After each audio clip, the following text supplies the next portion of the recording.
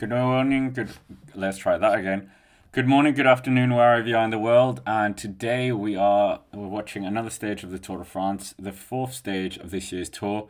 Bit more bumpy than we had yesterday. Yesterday was a bit of a dull affair before we got to the intermediate sprint, and then everything just went absolutely chaotic. So yeah, thank you for all being here already. I mean, the big talking point from yesterday was the sheer number of crashes. We had Jasper Philipsen leaving the race. We had Jordi Meus and a number of other riders coming down with quite severe, not victories, injuries. And yeah, absolutely terrible for the race to have crashes like that. Uh, well, for me, actually, I would have preferred to have a dull race without all those crashes. I think many people are in the same boat. But 111 kilometers left. There's 2 minutes and 5 seconds up to the front runners. And we'll wait and see if they're actually going to be able to do something here at the break today. So, yeah, great to have Rhonda in the chat already. Rick, Don as well, and DJ. Yeah, that was absolutely carnage yesterday. What on earth was that? Like, yeah, a lot of the teams will definitely be licking their wounds after that, that's for sure. That was not how you want to have your Tour de France. But nonetheless, we have those four riders out in front, and I haven't gone through them. At least we have a breakaway today. Can we just appreciate that? We didn't have that yesterday. So we have four riders up there. Kasper Eskren, Danish rider from Kolding in Denmark. I think it's Kolding. Been Ronde van Vlaanderen champion, stage winner in the Giro this year, four-time national time trial champion, and for all you Americans, he's also won a stage of our beloved Tour of California, because I'm in that bracket as well. Bring that race back. So Ricky's saying as well, today's Phil Bauhaus' birthday, so yeah, happy birthday. I don't think he's listening. He's concentrating on not crashing, let's be honest. But yeah, Alpecin, I kind of dwelled on Kasper Eskren.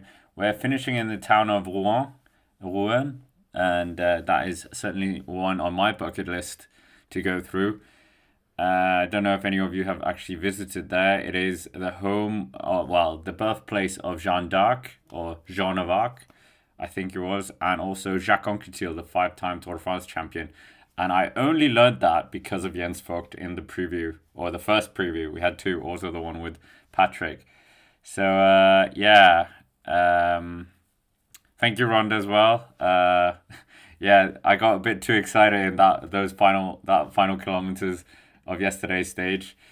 So, yeah, 109.3 kilometers, 2 minutes and 8 seconds. We haven't even gone through all of them. Lenny Martinez up here as well. You know that Patrick and I were big fans of him, but obviously he seems to have a bit of illness. He did seem a bit better yesterday, but coming into the Tour de France on bad form is always, or with a bit of illness, is always a bad idea. So, yeah, Jonas Abrahamsson's up here as well. He's kind of like a cult rider. A lot of people love Jonas Abrahamsson. Jack of the channel here, he loves him so much.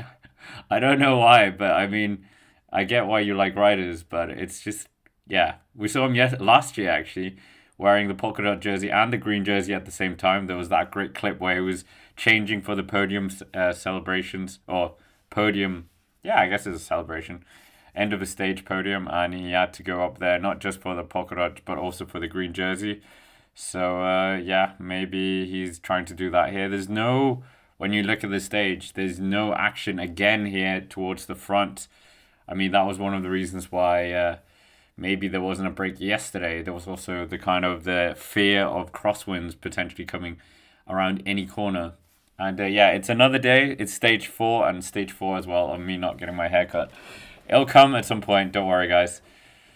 But yeah, there are 4 categorized climbs on this stage, or 5 actually, if I can count correctly. 5 categorized climbs of the stage. There's the Courte de Jacques Anquetil. That's going to be the first climb for the riders. That comes with what is that? 125 kilometers into the stage. Quick maths, that would be 50 kilometers to go, and then it's fairly up and down until the finish. There's an intermediate sprint hiding in there as well. Quite cruel. I mean, if the organizers were doing it right, they should have put the intermediate sprint around now or around the 70, 80 kilometer part into the stage. So, yeah, bit annoying. Bit annoying that they haven't done it. Great to have Canadians in the chat as well. I appreciate it's a Tuesday as well. And quite early of the stage. But still, 108 kilometers still to go of the stage. We'll wait and see what's going to happen here. Who's going to be taking the stage win? Most of you think it's going to be Tadej Pogacar, 42%, but 33% thinking, our man, Mathieu van der Poel. We'll see if Mathieu van der Poel can do what he's never done and take 2 stage wins and even win in the yellow jersey. That would be quite incredible. And I think they want something out of this Alpecin today after, the bit of annoyance yesterday. So, annoyance, their rider leaving the race. So, Jasper Philipsen, that was a big blow for them. 2 minutes and 10, and we haven't even spoke about Thomas Janiak? No, I don't know how to say that. Total Energies rider, 24 years young. I think it's his second Tour de France, so he has been here before. So, 2 Frenchmen, a Dane, and a Norwegian. So, half Scandi, half French. We'll wait and see. But it was Kasper Asgreen who was the last rider to get up here. So, we'll wait and see if he's going to be able to do anything. Obviously, he took a stage win in the Tour in the past as well. And he took a stage win in the Giro not that long ago. So, a very good breakaway rider, we have to say, and a very strong engine. Former Ronde van Vlaanderen champion. He also won E3 that year. Not quite been the same monster in the classic since then. Leaving Soudal Quickstep, and I'm hoping not to be one of those riders leaving Quickstep and then their career kind of goes a bit downward instead. But 106.5 kilometers.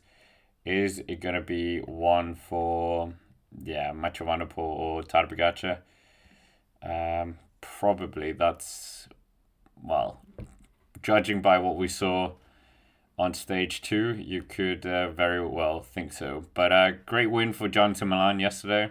Oh no, wait, what am I saying? Green jersey for Jonathan Milan. Tim Merlier took the win.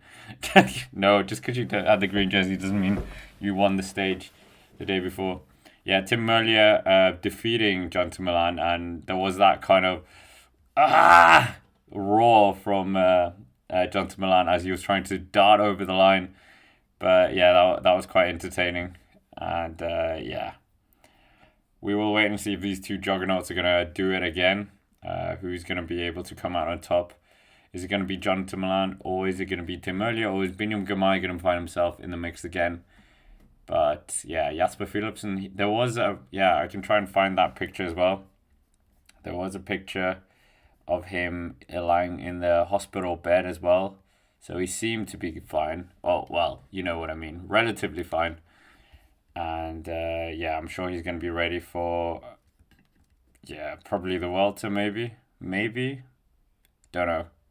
We'll wait and see. But Jasper Philipsen no longer in the race, despite having worn the yellow jersey, the green jersey, and taking the stage win. So quite an eventful opening 3 days for him. But 105.6 kilometers to go here, 2 minutes and 5 seconds. We still have those 4 riders up towards the front here. Who's going to blink first out of Tadej Pogacar and Mathieu van der Poel? Mathieu van der Poel looked quite comfortable yesterday. Not too bothered about anything. But, is he going to be able to do it here again? 2 minutes and 4. I mean, this area, we're still kind of... It's not the Grand Depart anymore. This is not classed as the Grand Depart. We're getting more into, if I can get the map up of all the stages, that would be quite interesting. And we're more in the northern, still northernly part of France, but it's, they're starting to go down now. And looking at some of the old Tour de France routes, you can really see one of them 100 years ago, that really does go in a circle. It's not this kind of back and forth how we've seen the Tour de France here a few years, where it kind of darts all over the place. It is literally a circular form. So maybe they'll do that again one year. So let's see. I've got it here. We are, maybe I put that on screen as well, just so we have something to talk about, because the riders are not really doing anything and they have got nothing to look forward to either. I think Lenny Martinez is up here to kind of get himself in some shape. Old riders say that a lot. If you're wanting to sharpen your form a bit within the race, you kind of go in the breakaway early on. Oh, also, there's a lot of them that go in the breakaway, obviously for a stage win, or trying to get that stage win, or just for TV time, etc. But I think for Lenny Martinez, it's looking like it's more of a get in shape strategy here. But I mean, I'll put the map a bit out of the stage way, but if we put it there, we can see that we are, where are we now? We are more up towards that top where we were before. And, well, with Lille obviously being the Grand Depart, but now we've kind of dropped down a bit. So they started the most south point that they have been so far. So they go to Rouen, and it's not far from Caen as well, where we have the time trial tomorrow, which should be super exciting. But Rouen, as we said, a bit of history, because it is the birthplace of Jacques Anquetil. Jacques Anquetil, 4-time Tour de France winner, and great inspiration to many French people. One of the true greats of the sport, that has to be said. But it's great to have so many people here. We're almost 250 people in the chat. Smash the like button if you haven't already.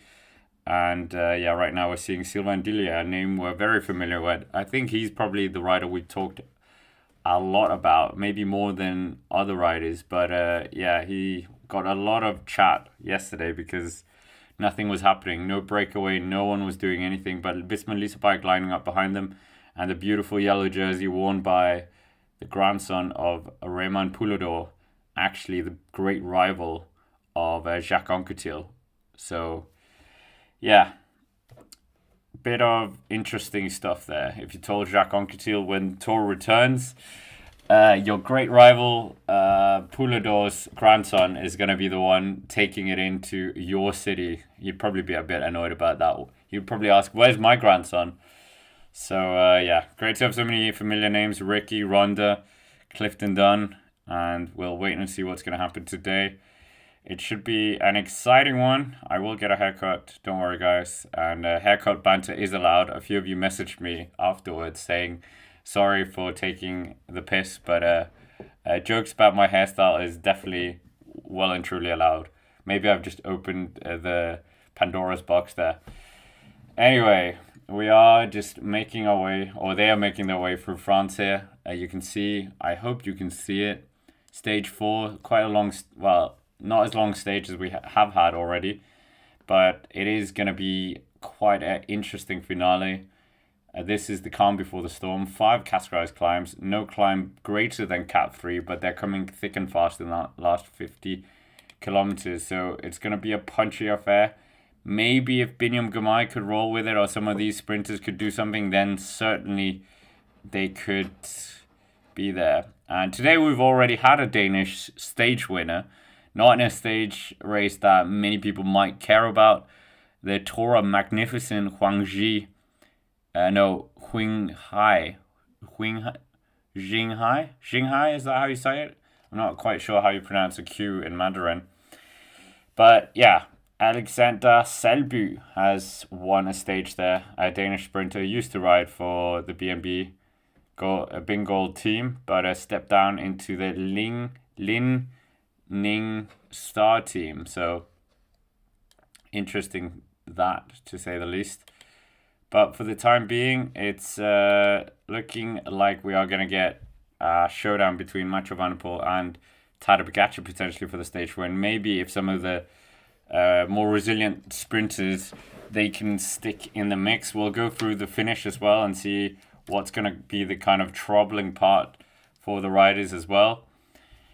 But for the time being, we've got Eskren out in front, Lenny Martinez, Tom, I'm going to learn his name on this stream, so and Jonas Abrahamsen. So we've got one French rider that I don't quite know how to pronounce the name, but I'm working on it. I'll get his name and get it in Google Translate. But yeah, for the time being, it's a very stagnant affair. Nothing too interesting is happening. And thank you, organisers, for not putting the intermediate sprint in this part, which would actually give us a bit of excitement. Too much excitement yesterday for sure. And it's just so sad that we lost, or the race lost Philipsen in such a uneventful, I mean, for an intermediate sprint, probably not the most interesting. Gachinier, Thomas Gachinier. That's what I'm going with. I'm sure some more French viewers can correct me on that one. But we'll wait and see what's going to happen here. It's certainly looking exciting here for duel again with Mathieu van der Poel and Tadej Pogacar. We haven't had many of those duels between them head to head. They did finish 1-2 on the Moto Gui in 2021, but they haven't really been up towards the pointy end in a tour. Mathieu van der Poel obviously not all the time being completely, what should we say, focused on the Tour de France, having other objectives as well within the Tour with Jasper Philipsen, where he's been a great lead-out man over the last 2 years. So it's not always been about Mathieu van der Poel and his own targets. So obviously Tadej Pogacar always rides for his own targets, except yesterday where he let Tim Wellens take the polka dot jersey. So yeah, we'll wait and see what's going to happen here. But Intermarché, we just saw a quick glance of Bini. Bini is towards the back here, so that's not where you want to be at any point during the race. We've seen how many of them have been caught out here.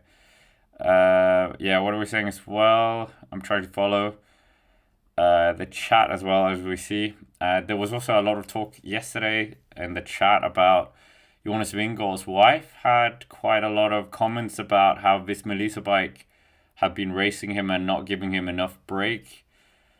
So yeah, you were kind of asking my opinion for that. I don't know. You never really know, but you know he trains a lot. It's not just about the racing; it's all the training camps as well. And he has 2 kids, so obviously maybe they're all missing their father. Maybe that was something to do with that. But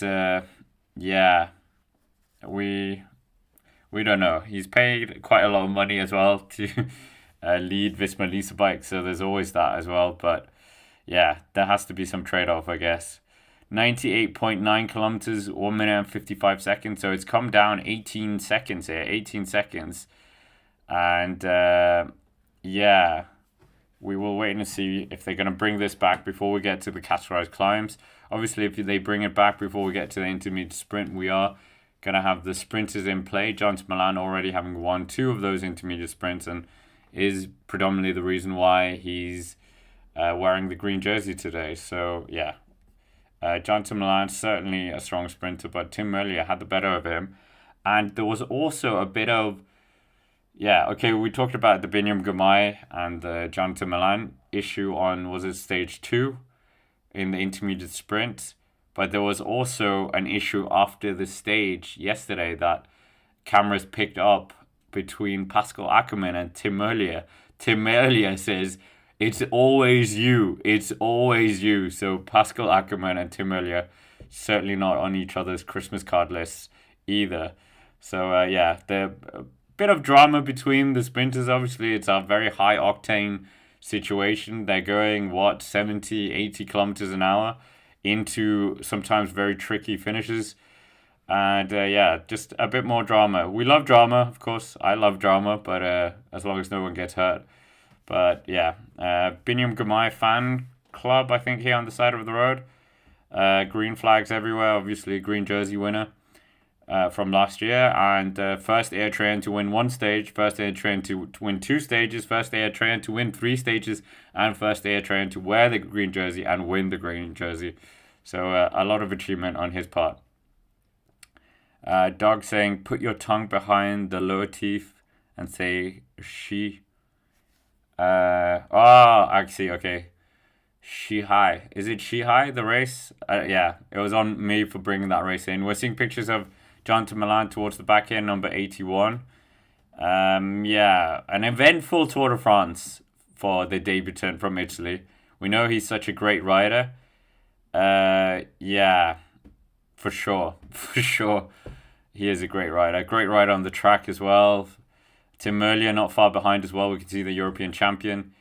So, yeah, we will wait and see if either of them are going to win more stages. Obviously, it's not the friendliest Tour de France route for sprinters this year. But yeah, I think that clip was so funny. That clip was so funny where Tim Merlier and Pascal Ackermann also had a bit of disagreement afterwards. And the fact that the cameras just managed to pick it up, but I don't think there was any apologies going anywhere.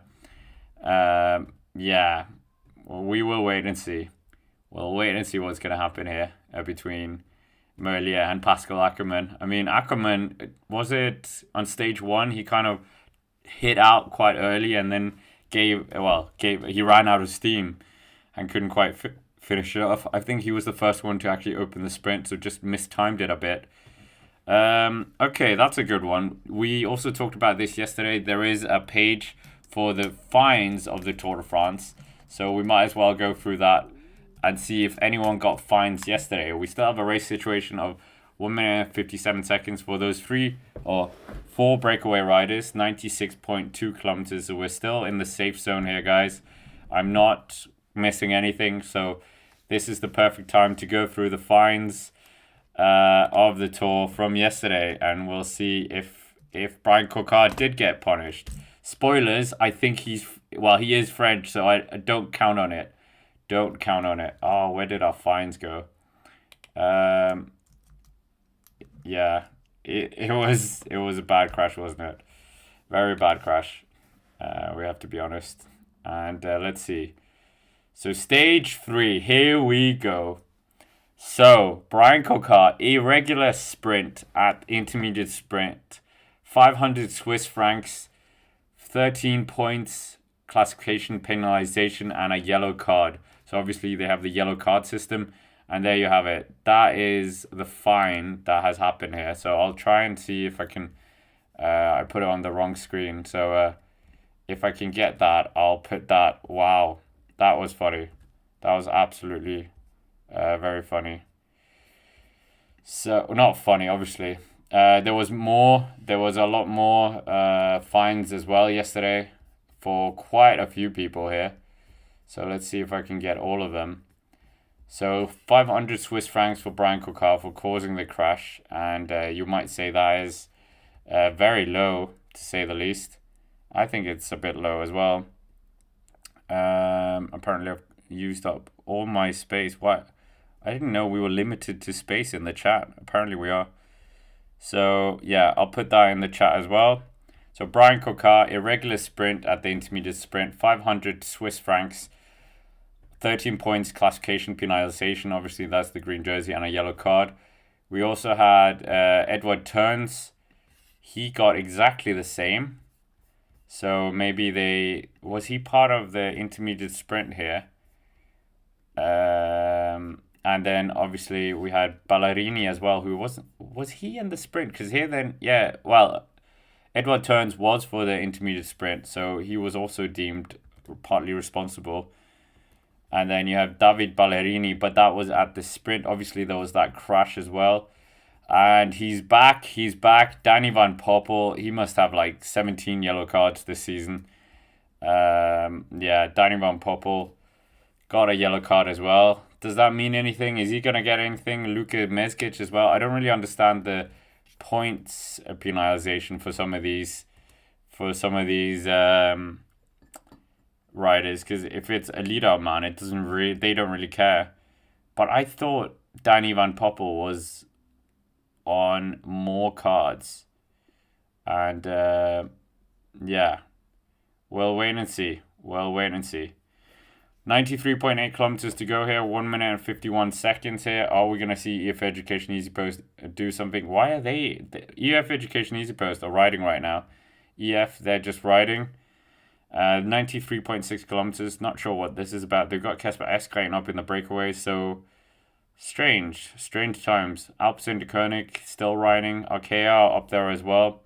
Arkea didn't really get a result yesterday, but yeah, we will wait and see what's going to happen here with Arkea deeper into the race. They have got the white jersey with Kevin Mauclan, and the Frenchman will for sure try and get involved in the action here today If he could get a stage win to add to his one from last year, that would be absolutely amazing.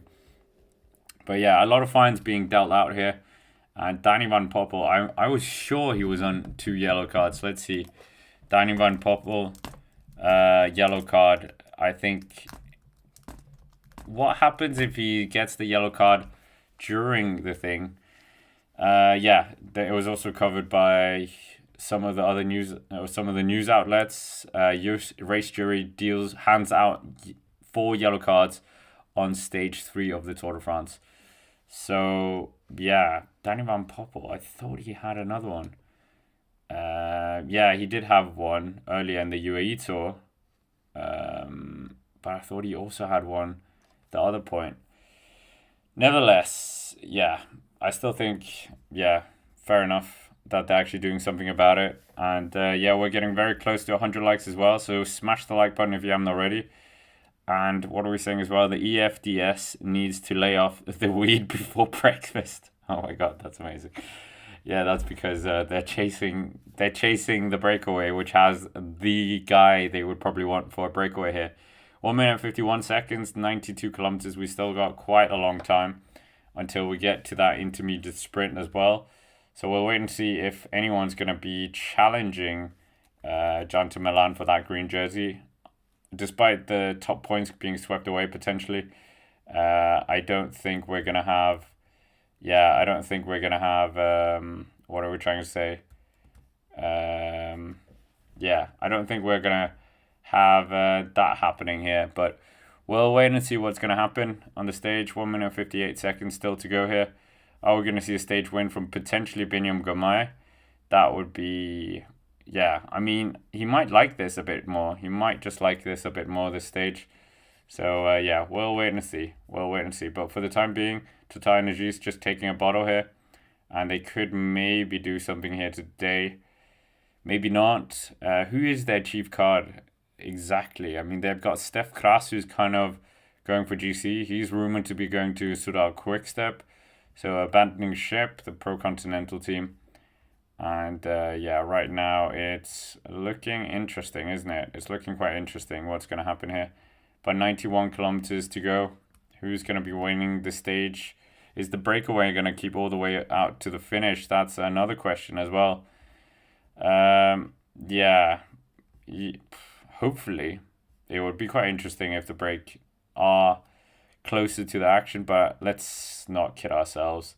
There's still 91 kilometers to go and they only have 2 minutes of a lead, so nothing too taxing for the riders right now. So yeah, the peloton, they're taking it quite easy. We can talk about the stage a bit more. Those 5 categorized climbs coming up. The Jacques Anquetil, 3.6 kilometers at 3.4%, which isn't really anything. Next climb after that is a 9.2% at 1.3 kilometers. That's a bit more bitey. That comes right after the intermediate sprint. We got a 900 meter climb as well at 7% after that, and then 2 more climbs after as well. So yeah, we'll wait and see. Visma Leasebike getting bags here as well. Musettes and U80 members as well with Niels Pollitt. But it's a quiet affair right now, and we might get some more interesting polls going on now as well. Great to have 300 people in the chat already. Let us know where you're watching from as well. And we'll wait and see if we're going to get an interesting stage. If we have the same level of excitement towards the end, I think it's going to be absolutely amazing. But Alpecin-de-Koning, they're just getting rid of bottles. This is the place if you're a bottle hunter to be in those feed zones. Yeah, we'll wait and see. Will Biniam Girmay win the stage? We might as well do that. Maybe a lot of you, the stage. I think it might be too tricky because there is 800 meter at 9.4%. But I mean, yesterday they weren't going completely full out. So we'll wait and see. We'll wait and see because it is certainly... it's not as hard as yesterday, I think, that finale, but it's certainly not easy either. So anything can happen, as I keep saying, as someone with dementia. But yeah, 89.3 kilometers. It's the slow part of the stage here. And we will see if we can potentially get our first breakaway win. I don't think so. I think it's too. Well, it's not hard. It's not hard, is it? It's what would you give this out? Well, the stars. It would probably be 2 stars for the organizers if they were going to give this out of 5 stars. So yeah, we'll wait and see. But for the time being, it is that breakaway out on the road. We might also vote for who's going to be the best breakaway rider. I think that could probably be a bit more interesting of a vote. We'll have more polls, but EF Education East Post, they are here towards the front here, 88.8 kilometers. Why? Why are you doing this to yourselves? Why are you doing this to your teammate, Kasper Eskain? Was he grumpy at the breakfast table? Is that why? Is that why they're absolutely just attacking their own rider here? Because the gap is 1 minute and 58 seconds, so it is coming down a bit. Yeah. I don't know. It's even the other Dane, Velgren, doing it. So it's Dane on Dane violence right now in the in the peloton here. Groupama FDJ as well. We had quite a few riders crashing. So we should probably talk about that as well, because we didn't really cover who crashed that final crash. A lot of riders. It was very violent when you saw the crash. There was an angle. Someone was filming and put that online. And yeah, I'm glad I wasn't standing there for sure. But yeah, that was absolutely crazy to say the least. So apparently the riders that were caught up in that crash was Kespol, Poel Pinot, Emil Jonia, and Arnaud Delis. So Arnaud Delis and Kespol, obviously the main cards for their teams. So yeah, it is what it is. But for the time being, it's looking like a long day still to go here for the riders. And we are in the northern France. We're in Normandy, and a beautiful part of the country. So yeah, what are we saying here, Rhonda? For all Canadians here, where in Canada are you traveling to this summer? Unfortunately, my Canada trip has been cancelled. So yeah, I'm not going to Canada anymore. Other things got in the way. But my partner, she's going to Canada. So she's going to Ottawa, of all places, the capital.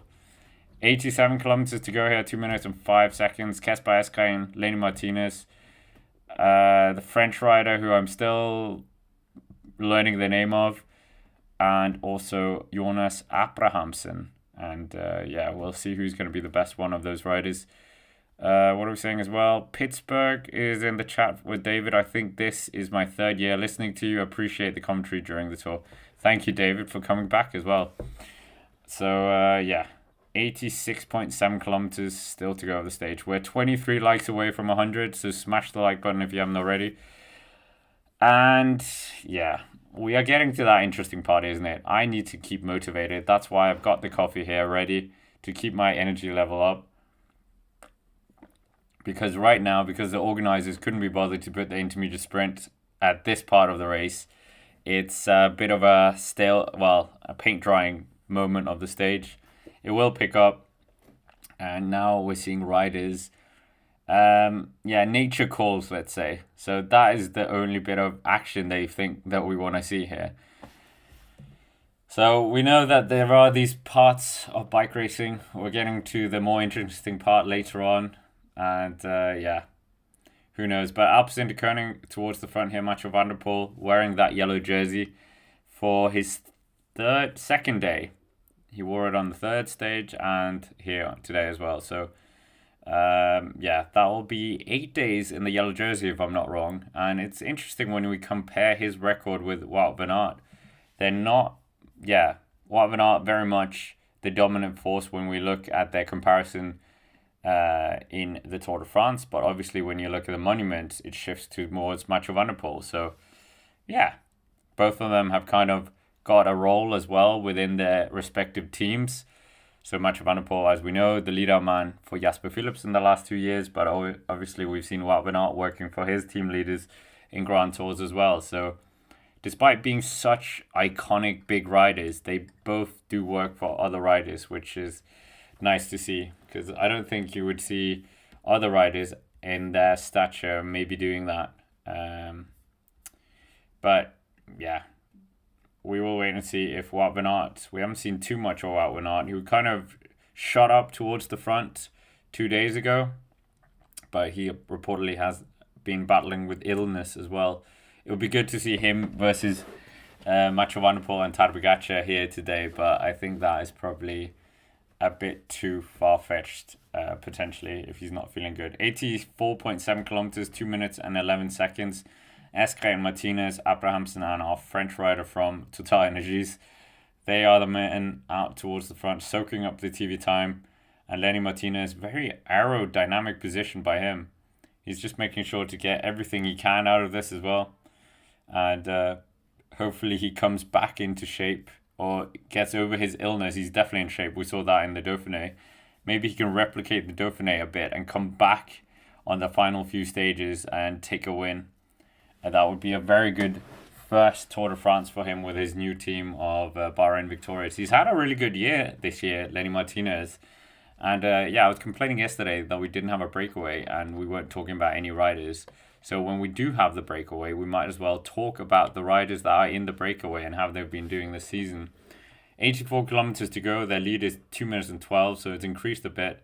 But Lenny Martinez, in terms of his debut year with Bahrain Victorious, he signed a 3-year contract after leaving Groupama FDJ. Really good season last year as well. But so far this year, he finished 11th in the Tour of Valenciana. Not the most interesting result for him. Then he finished 3rd on the podium in the Tour Alpes-Maritimes. So that was a really good performance there, winning the Young Riders classification as well.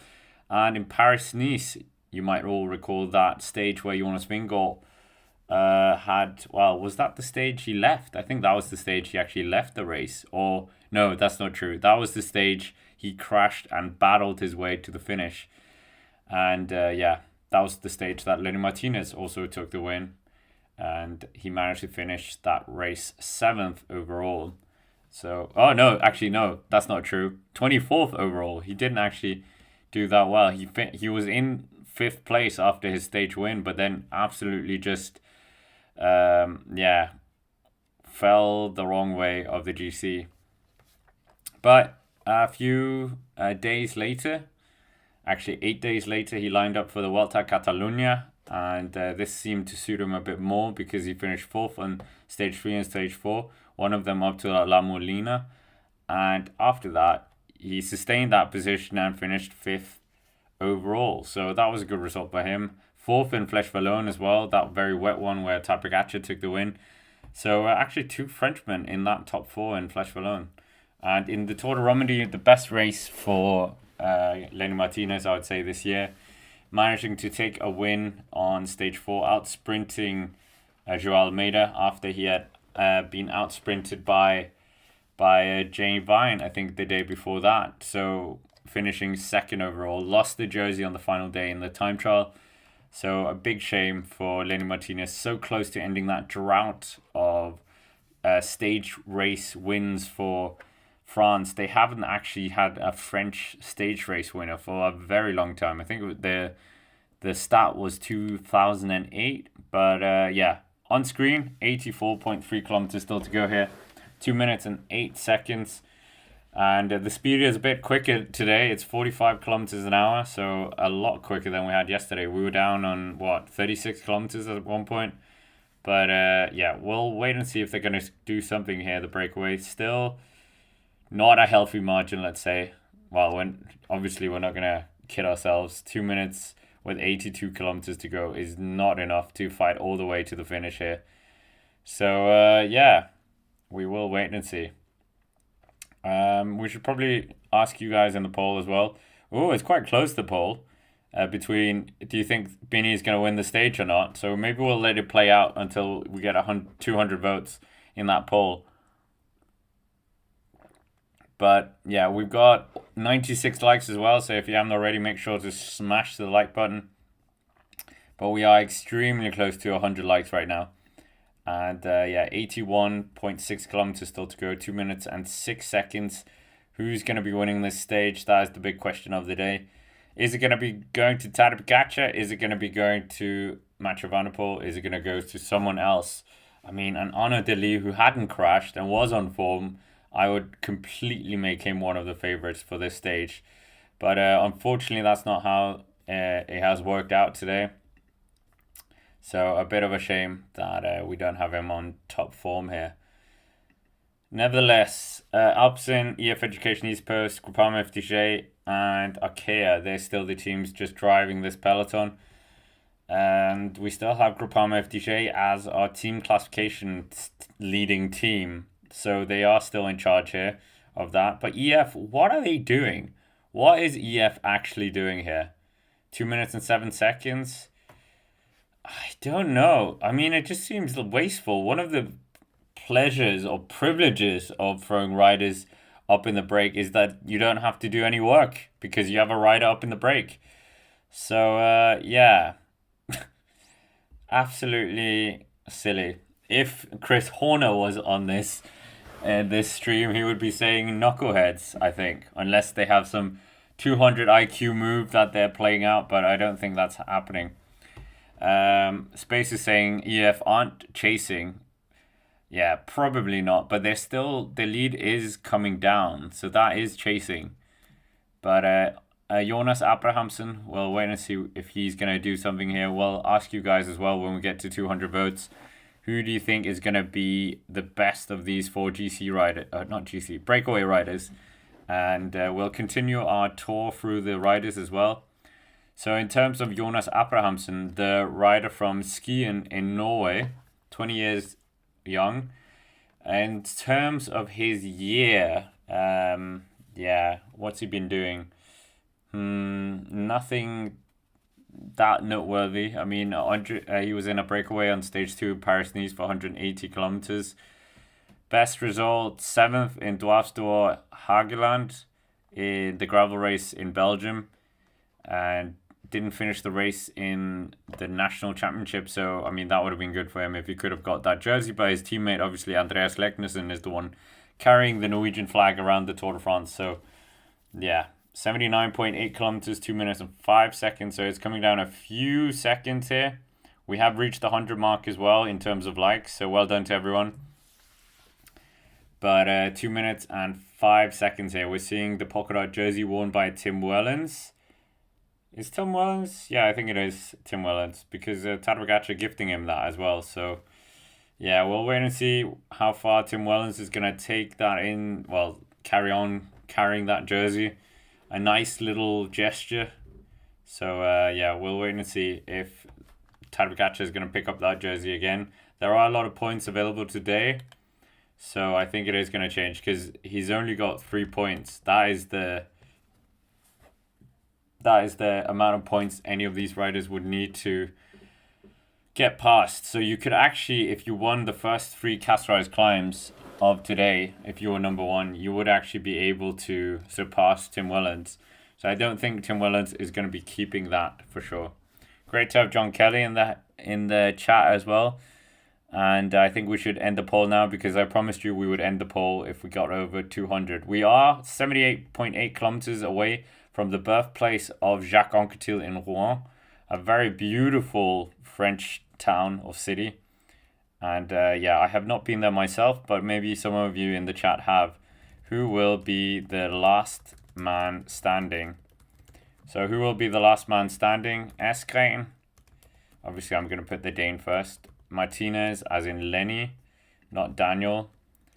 Jacques, not. I need to go back and see how you guys were saying that I should pronounce it. But yeah, it's going to be an interesting fight for the breakaway, and we'll see if Abrahamsen is going to do one of his long-range attacks here. We were talking about Abrahamsen as well. Not really any moves here. Yeah, great to have Tom in the chat as well, and we'll wait and see if we're going to see a big action here on the stage. 78 kilometers still to go on the stage. 2 minutes and 2 seconds.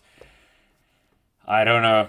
I don't think we are going to get them. We also have the Tour of Austria starting tomorrow, which is quite interesting. And why is that interesting? Because Isaac Del Toro returns to racing after his impressive Giro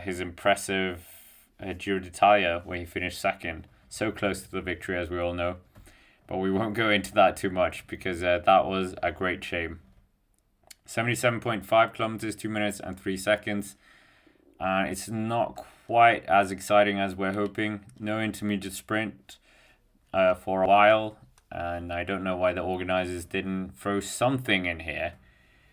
They just wanted all the commentators to talk about coffee and bagel until we got to about 50 kilometers to go. A lot of action yesterday, for sure, a lot of action. Too much action in that last part of the stage. Maybe it could have been smoothened out a bit to make some of the dull parts of the stages. We had no breakaway for how long? Until that intermediate sprint. The intermediate sprint, of course, was devastating for many Jasper Philipsen fans and Alpecin fans and Green Jersey fans, I think, as well, because it was looking like we were going to have a very interesting battle between 4 riders, Jordan Milan, Tim Merlier, Binyam Gumay, and Philipsen. And yeah, unfortunately, it wasn't meant to be. We will wait and see. Albert saying, add none of the above. No, as in last man standing of the break. So it will be one of them. It will be one of them. Someone of this break will be the last man standing. Or the winner, I guess. I guess it's last man standing or winner of the stage if you believe the breakaway are going to stay all the way to the finish. But yeah, what are we saying? Bill saying the cyclists need side quests to keep us entertained, like find the water bottles. Yeah, sometimes we definitely need, Sometimes cycling can be as dull as watching tennis or golf or football. I'm sorry if you like any of those other sports. I could put Formula 1 in there as well. Formula 1 can be very tedious. So, they're just gliding along the beautiful countryside of Normandy. And, 78.8 kilometers, 2 minutes and 4 seconds. Not a lot of time. And we'll wait and see if we are going to get an epic showdown, a chase between the breakaway riders. And the ones gunning for the stage win here. But 75.5 kilometers is a long way for only having a 2 minutes and 4 second margin here. Abrahamsen, the Norwegian. There's a lot of Norwegians courtesy of Uno X. I don't know if there's actually anyone else with a Norwegian. All the Norwegians have kind of funneled into one team. Let's find out. In terms of, Mathieu Jorgensen sounds very Norwegian, and I think he has some Norwegian heritage, but we're not classing. Of course, Tobias Foss is another Norwegian. I think he has been part of the Norwegian team in his earlier days, but there's a lot of Scandinavians in this year's tour. No Swedes, unfortunately, so that's a bit of a shame. Space is saying Wout van Aert is almost the complete cyclist. He definitely is. He's definitely in that conversation. I think the only complete cyclist we have in the peloton right now is Tadej Pogacar. Is there anything he can't do? Okay, he hasn't won a stage on Champs-Élysées. Wout van Aert did that. And what he's saying here. DB Cooper at work. Glad you just dropped by and dropped a like as well. And what he's saying. Bro, where's all the Swedes? There is a Swede in the making. Jakob Sönerqvist in the Lidl Trek team is definitely going to be at the tour in a few years for sure. Absolutely for sure. I didn't even realize Steve Cummings left Ineos Grenadiers. I just saw on the start list that he's at Jaco Alula. So Steve Cummings, I completely missed that. He's changed teams. Obviously him and Tom Pidcock had their moments, and Pidcock not at the team anymore, nor is Steve Cummings. What are we saying as well? Why are your fellow Dane Mads Pedersen not in the race? We know why. It's because they're in services of Jonathan Milan. But I mean, Alpecin have 2 riders. They have Caden Groves and Jasper Philipsen. And now it's not looking that bad of a plan because now they still have a sprinting presence with the Australian. But to be fair, Mads Pedersen had just been at the Giro d'Italia as well, where he absolutely dominated. I've never seen him dominate so much in a Grand Tour before. But 73.2 kilometers, still around that 2 minutes and 7 seconds. I promised you we were going to find out what that last bit's going to look like, because that is going to be very challenging for the riders. Are we going to get some real action here on the road? It's a very interesting profile. The last profile, I'll just get it on screen as well. I think this is going to be fairly challenging for the riders, and can definitely catch some riders out as they go into Rouen. But we'll get the finishing profile of Rouen on screen so we can just entertain ourselves as the riders don't really want to entertain us. But another tricky profile for this year's Tour. And yeah, I'll just pull it up so we can see it a bit closer. You can see it there. The 3 out of the 5 climbs come in this last 22 kilometers, I think it is, or 21.1 kilometers. You've got the first categorized climb, or the Cat 4 climb. No one's a Cat 1 climb here, but the first categorized climb for them out of these 3 is 7.2 kilometers, 7.2% at 900 meters. Then they drop down a shallower climb, the next one at 5%. And then you've got that very devilish climb that starts around 7 kilometers. And this real steep part is just before 6 kilometers to go. And that ramps up to 10.6% with the highest point at 15%. And then they drop down into Rouen. So this, and then there's a bit of a kicker there as well. So I think this is going to be absolutely hellish and going to be fantastic watching for us. So yeah, we will wait and see if anything's going to happen. What is my FTP? Isn't that the number that you never share? I haven't taken an FTP test lately, and unfortunately I've also had a quite big crash with a very stupid tourist that came to the town here that wrecked my bike. So yeah, haven't been cycling for a few days, unfortunately. So I don't know. But right now, 71.1 kilometers, 2 minutes and 1 second. Total Energies, Kasper Eskrein up there as well. And a friend of the channel, Jens Vogt, is on the motorbike again. We should be getting Jens Vogt on the channel, so look out for that as well. He said he might find time during the tour. So yeah, we'll see how, well, maybe not on this channel, maybe on the podcast. But yeah, exciting times for the tour. We'll see what happens here. 70 kilometers still to go here. Still quite slow, the race right now. We're building to the excitement. That last 21 kilometers is coming ever closer here. So yeah, what's gonna happen? We don't know. That's why we're watching, obviously. But yeah, coffee time for everyone. And we're seeing there's so many beautiful cathedrals around France, and many of them called Notre Dame, like Paris, Our Lady, Our Woman, Our Lady, I think. That's probably the best translation. And yeah, for the time being, they're just going past that right now. So many beautiful things. And yeah. Are we going to see a stage win from Mathieu Van der Poel or Tadej Pogacar today? I think many people think that. Not a lot of you got involved in the poll, but right now it's Kasper Eskrein who's leading that poll. So we'll wait and see what's going to happen with the break. It's a very, yeah, tedious stage. We're waiting to see what's going to happen.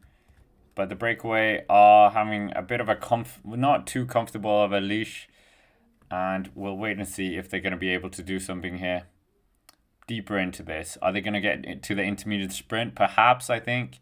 I think they might make it to that first categorized climb as well, but it depends if the peloton suddenly start to increase it as well.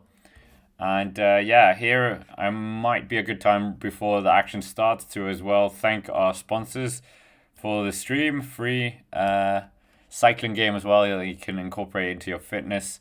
Velo Pro Racer, completely free to sign up. And I put that in the chat as well. So they support the channel, so why not support them as well as a thank you for that.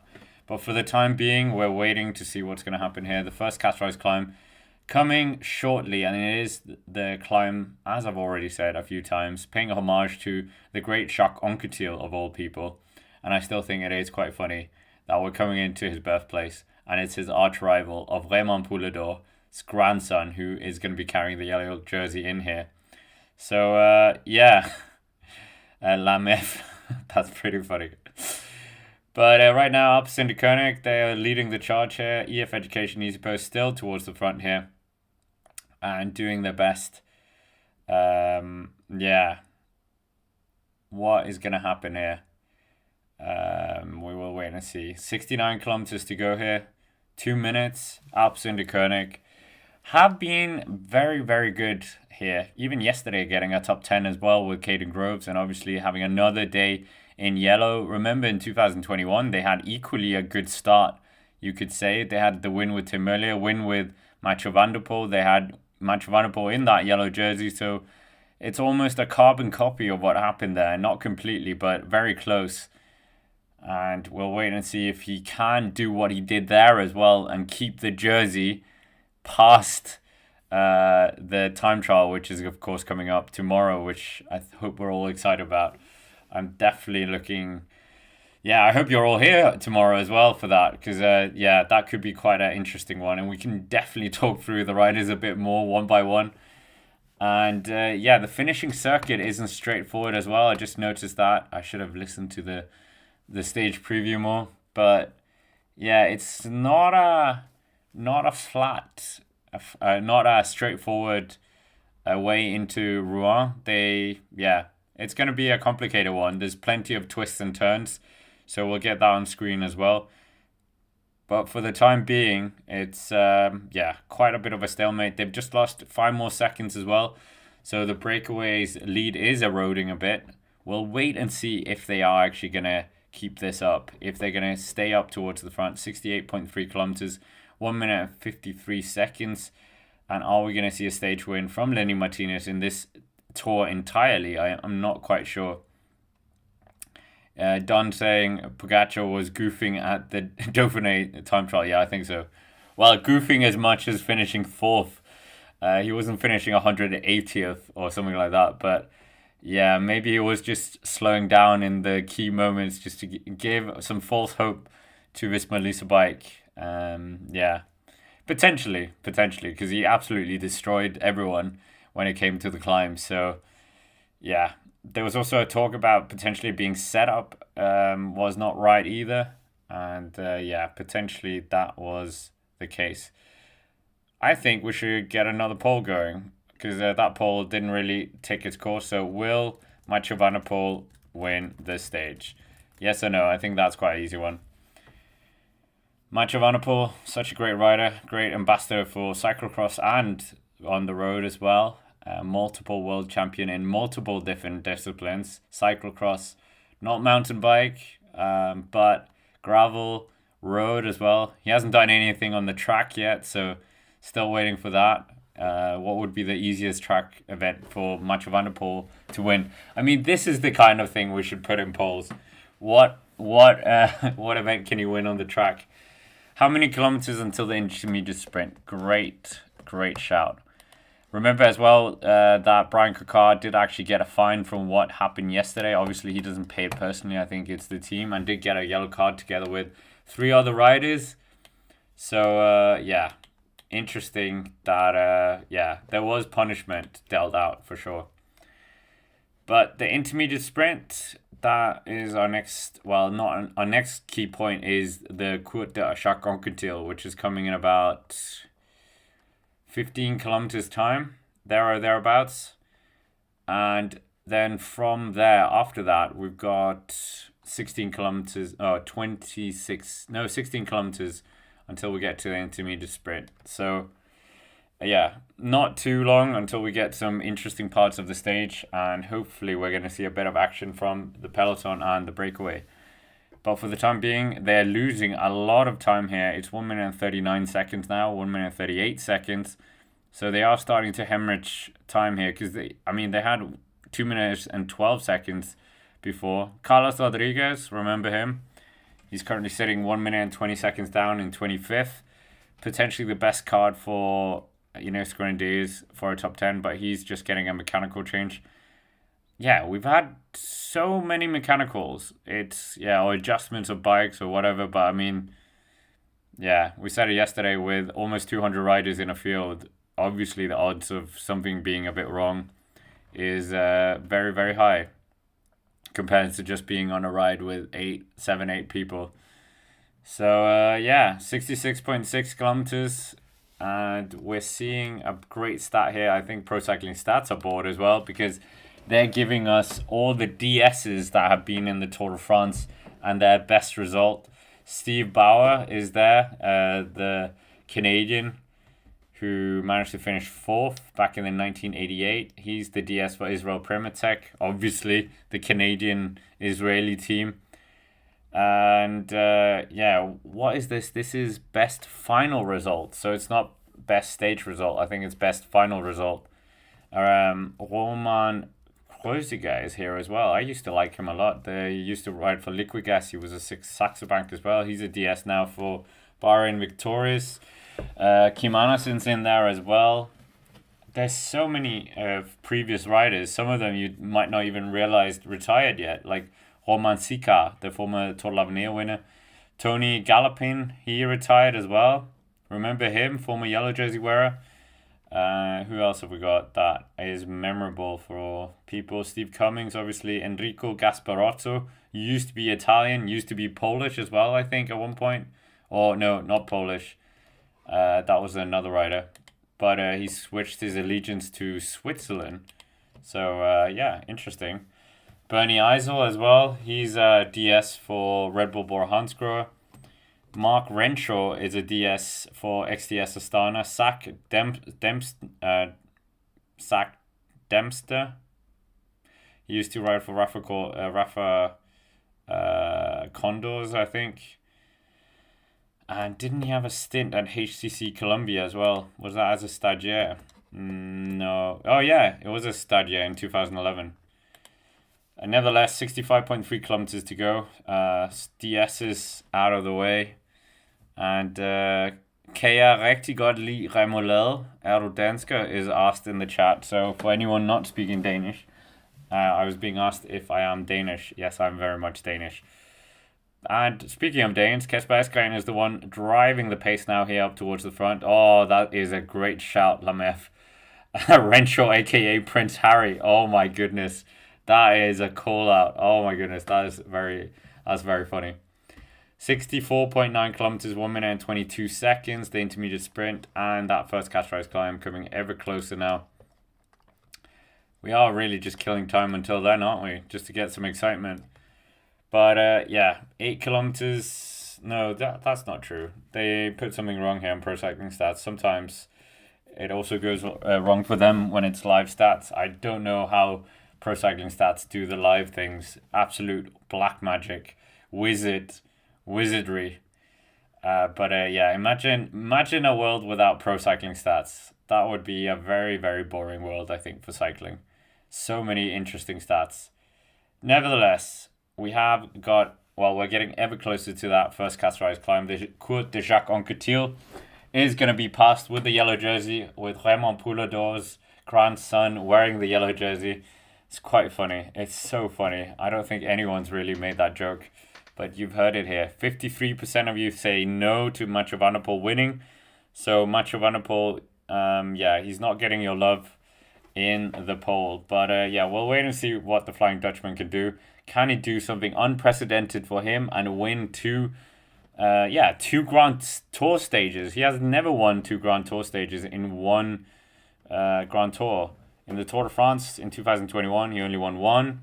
And in the Giro d'Italia, he's also only won 1. The first one back in 2000, and was it 22 or 23? I think it was 2022. So, yeah, we'll wait and see what he can do here. But, yeah, I thought we had a crash here, but they were just taking it quite easy through the corner.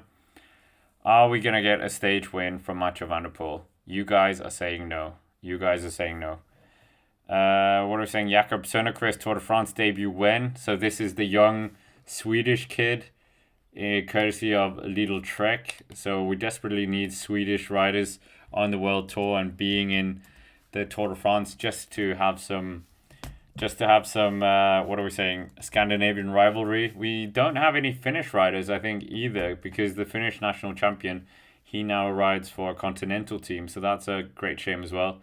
Jakob Sönnerqvist, who's not even in the Tour de France, he currently rides for Lidl Trek Future Racing, and he will be stepping up to the World Tour team for full time in 2026. We're kind of like, yeah, 22, that's very young, which is very young, but Tadej Pogacar had won the Tour de France by now. It's crazy, isn't it? That just really cements how incredible Tadej Pogacar and also Remco Evenepoel were at a young age. And at 20 years old, Mathieu van der Poel had already won the senior World Championships in cyclocross. So yeah, these big 6, 5, however many you want to call it. They really are freaks of nature. 62.6 kilometers, 1 minute and 17 seconds. So that lead is coming down a lot now. The team cars now are being pulled out of the gap. So, that's when it's bad, when the team cars are forced to go away. It's around the minute mark where the commissaires tells them to go away and to open up the gap for the group coming behind. So that's a big shame for them. And I think already psychologically, you might just feel it, might not push that bit harder when you know that's happening. But 62.2 kilometers still to go here of the stage. What is going to happen here? Are we going to see EF Education Easy Post win their first stage? Ooh, we should get that stat up. When was that? We had that stat. Remember that? Pro Cycling Stats gave us it. The last time each of the teams had won something. I'll try and dig that up. I think it was on stage 2. But yeah, who's going to be able to quench that dreaded thirst that they've had? I mean, we had Movistar 2019, Groupama FDJ 2019. Soudal Quickstep winning again yesterday, but it was a bit of a bittersweet win for them because they had your man Remco Evenepoel crashing as well. Not quite sure how hard it was. I mean, Remco's been having a dreadful start to this year's Tour de France. Crashing, losing time in the crosswinds. So, yeah, we'll wait and see what's going to happen here. But for Remco Evenepoel, it's not been a great start. So, 51% of you are saying no. So, where is all my Mathieu Van der Poel fans in the chat? We've got 48% of you who smashed the good, saying that he's going to win the stage. So, yeah, 61.1 kilometers. And they're coming around a corner here, the breakaway. Yeah, I'm not quite sure, John Kelly. I didn't see the ugly road divider. I'm trying to wait for that, but 1 minute and 24 seconds. So they've just increased the gap by 7 seconds here. Almost defiant, or is it just the peloton that have just taken a bit of time out of the chase here?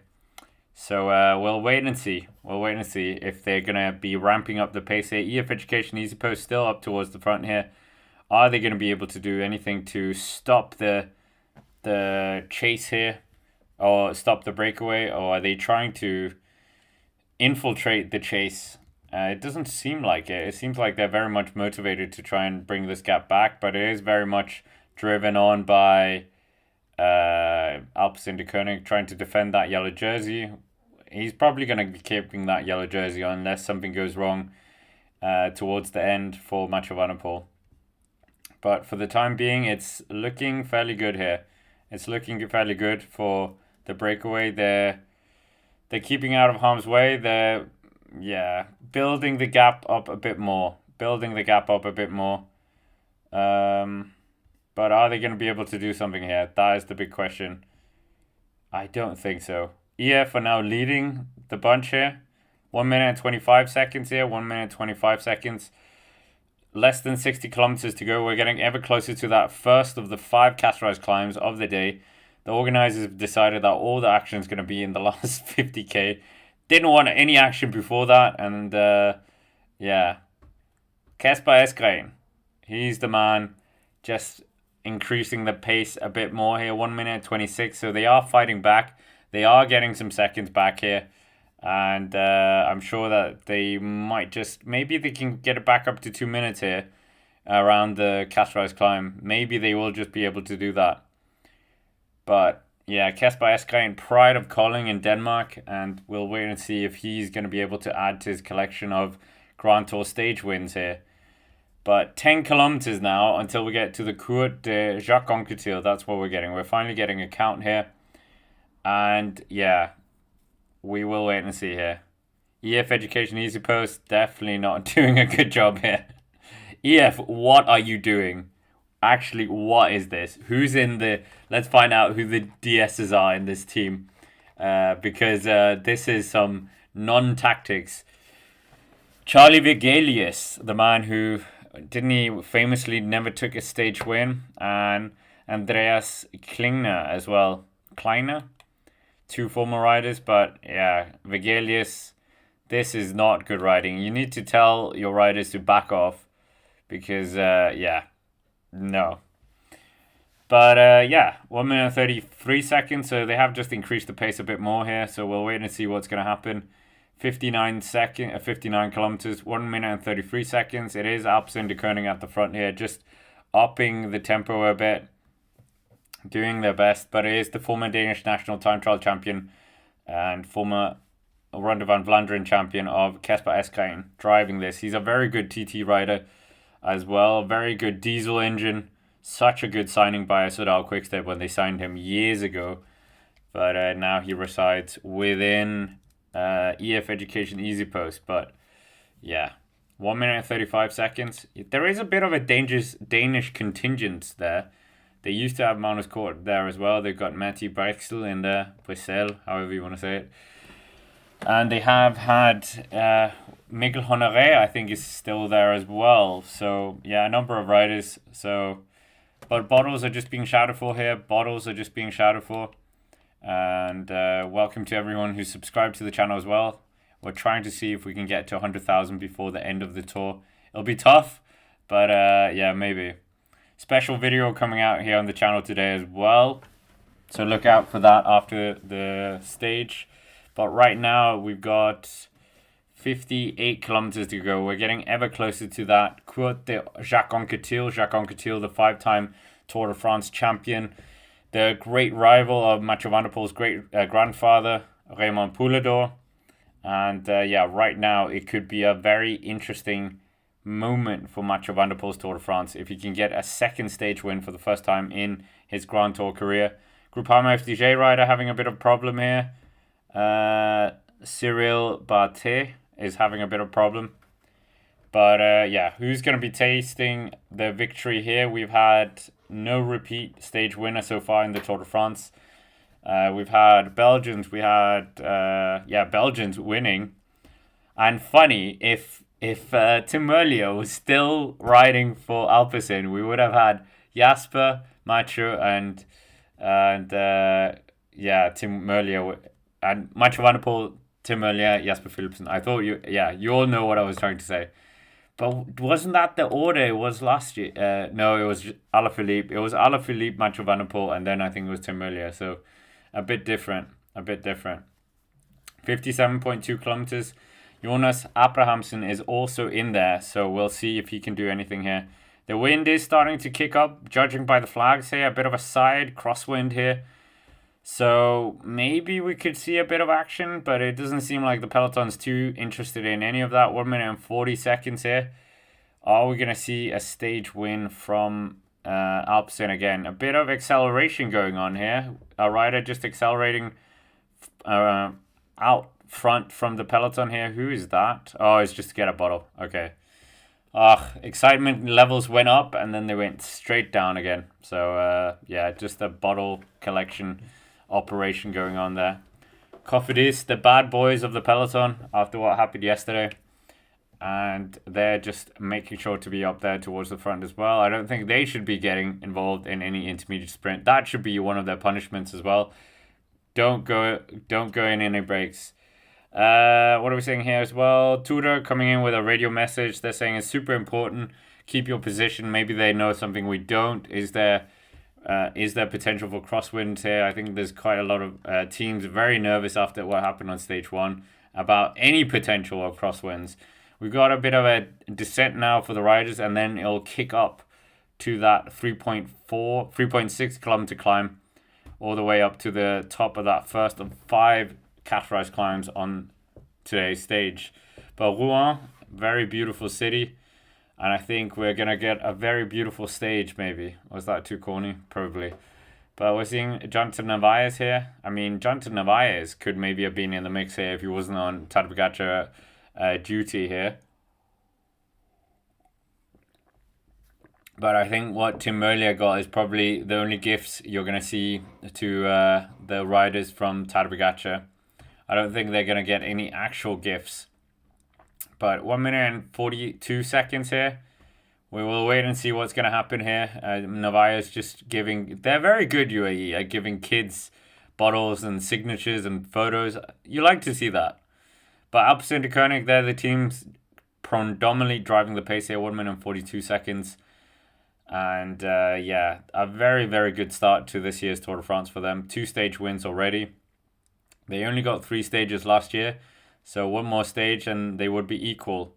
So yeah, can they do it? That could be one of our questions. How many stages will Alpecin win this year? The poll currently is quite close. Will Mathieu van der Poel win the stage? Is 49% to 51%. So it's an extremely close poll here. We're getting into 55 kilometers to go now, and we'll start a new poll as well. And big thanks to VeloPro Racer, our sponsor of the streams of the Tour de France. Free app to download, and the link is in the chat if you want to check that out.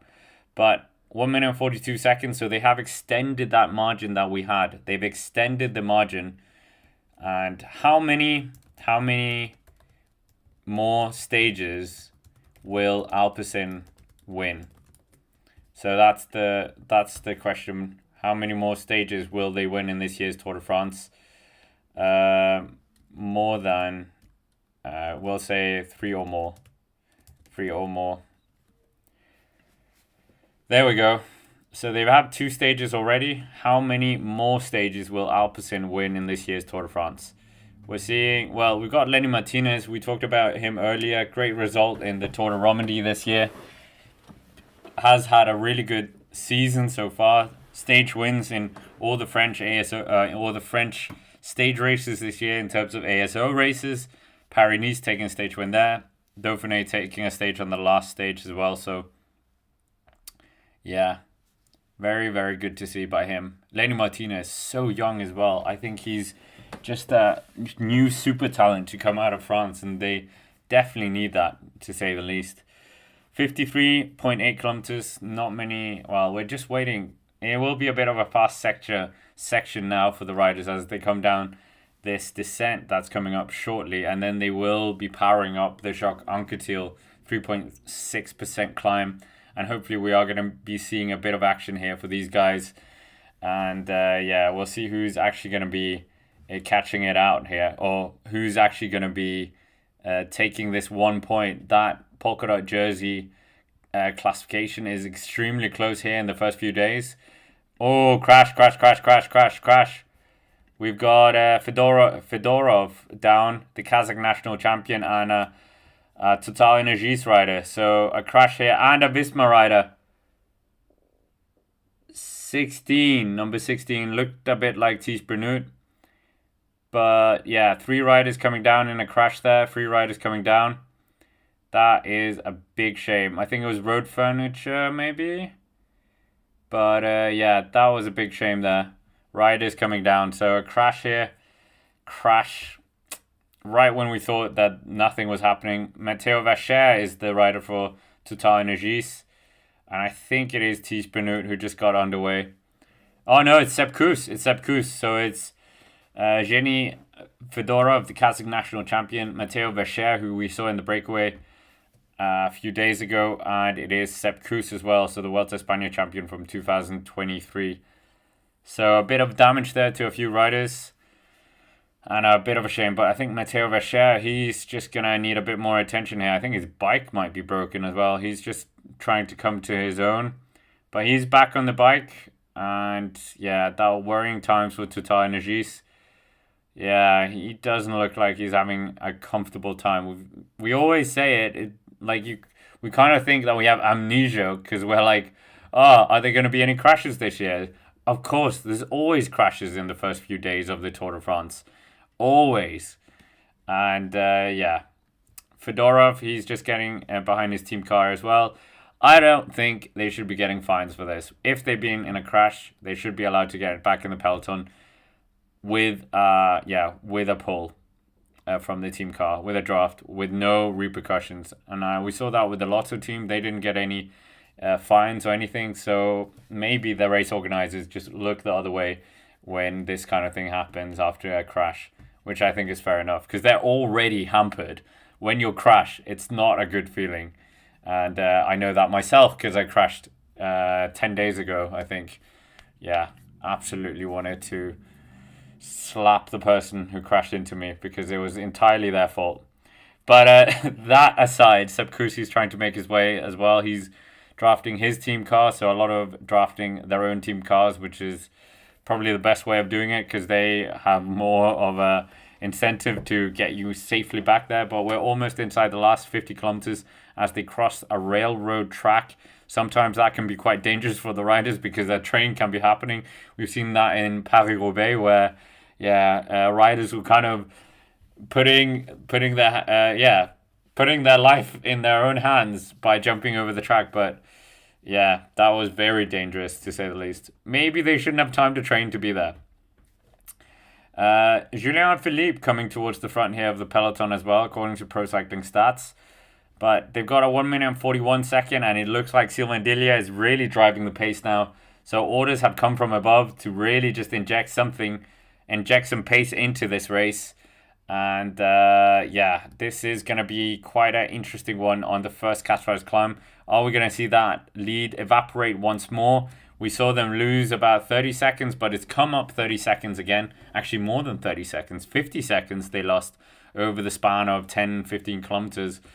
But now the Courte de Jacques Anquetil, the 5-time Tour de France champion, that is the climb that we're going to see now. And it's 3.4%. He would probably not be quite happy about seeing such a easy climb being named after him.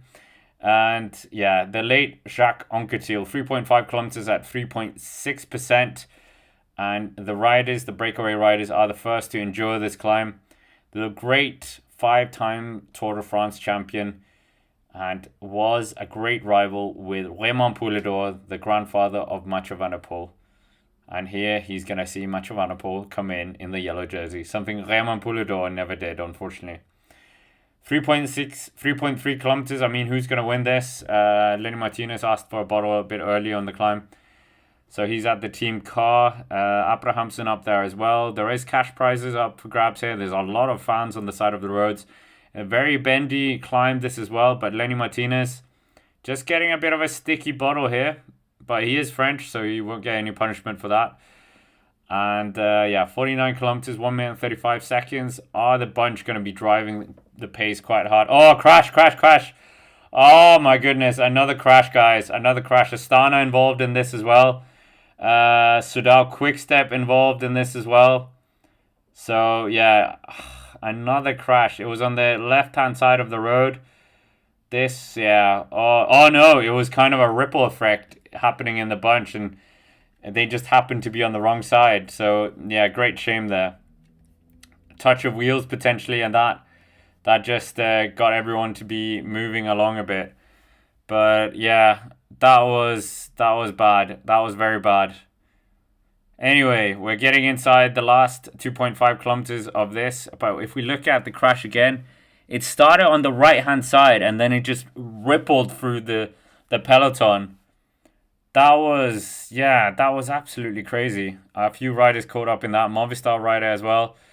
Yeah, what a shame there. What a shame for the riders. But Alpecin, puncture here. Puncture for Pablo Castrillo. He could probably have been a strong rider on this stage. The pace is on here. There's no gifts given anymore. The race has really started. We're inside the Cipressa Poggio zone if we were watching Milan-San Remo. But who are the riders? So we have Van Wilde. I thought it was Remco at one point, but it isn't. Kespol, Van Wilde is what Pro Cycling Stats are saying. We'll see who... There was a Movistar, Pablo Castrillo, I think, was the Movistar rider. But yeah, another crash there. 2.3 kilometers still to go until the top. And as we said, the breakaway have lost another 30 seconds. So that 30 seconds that they got back has evaporated.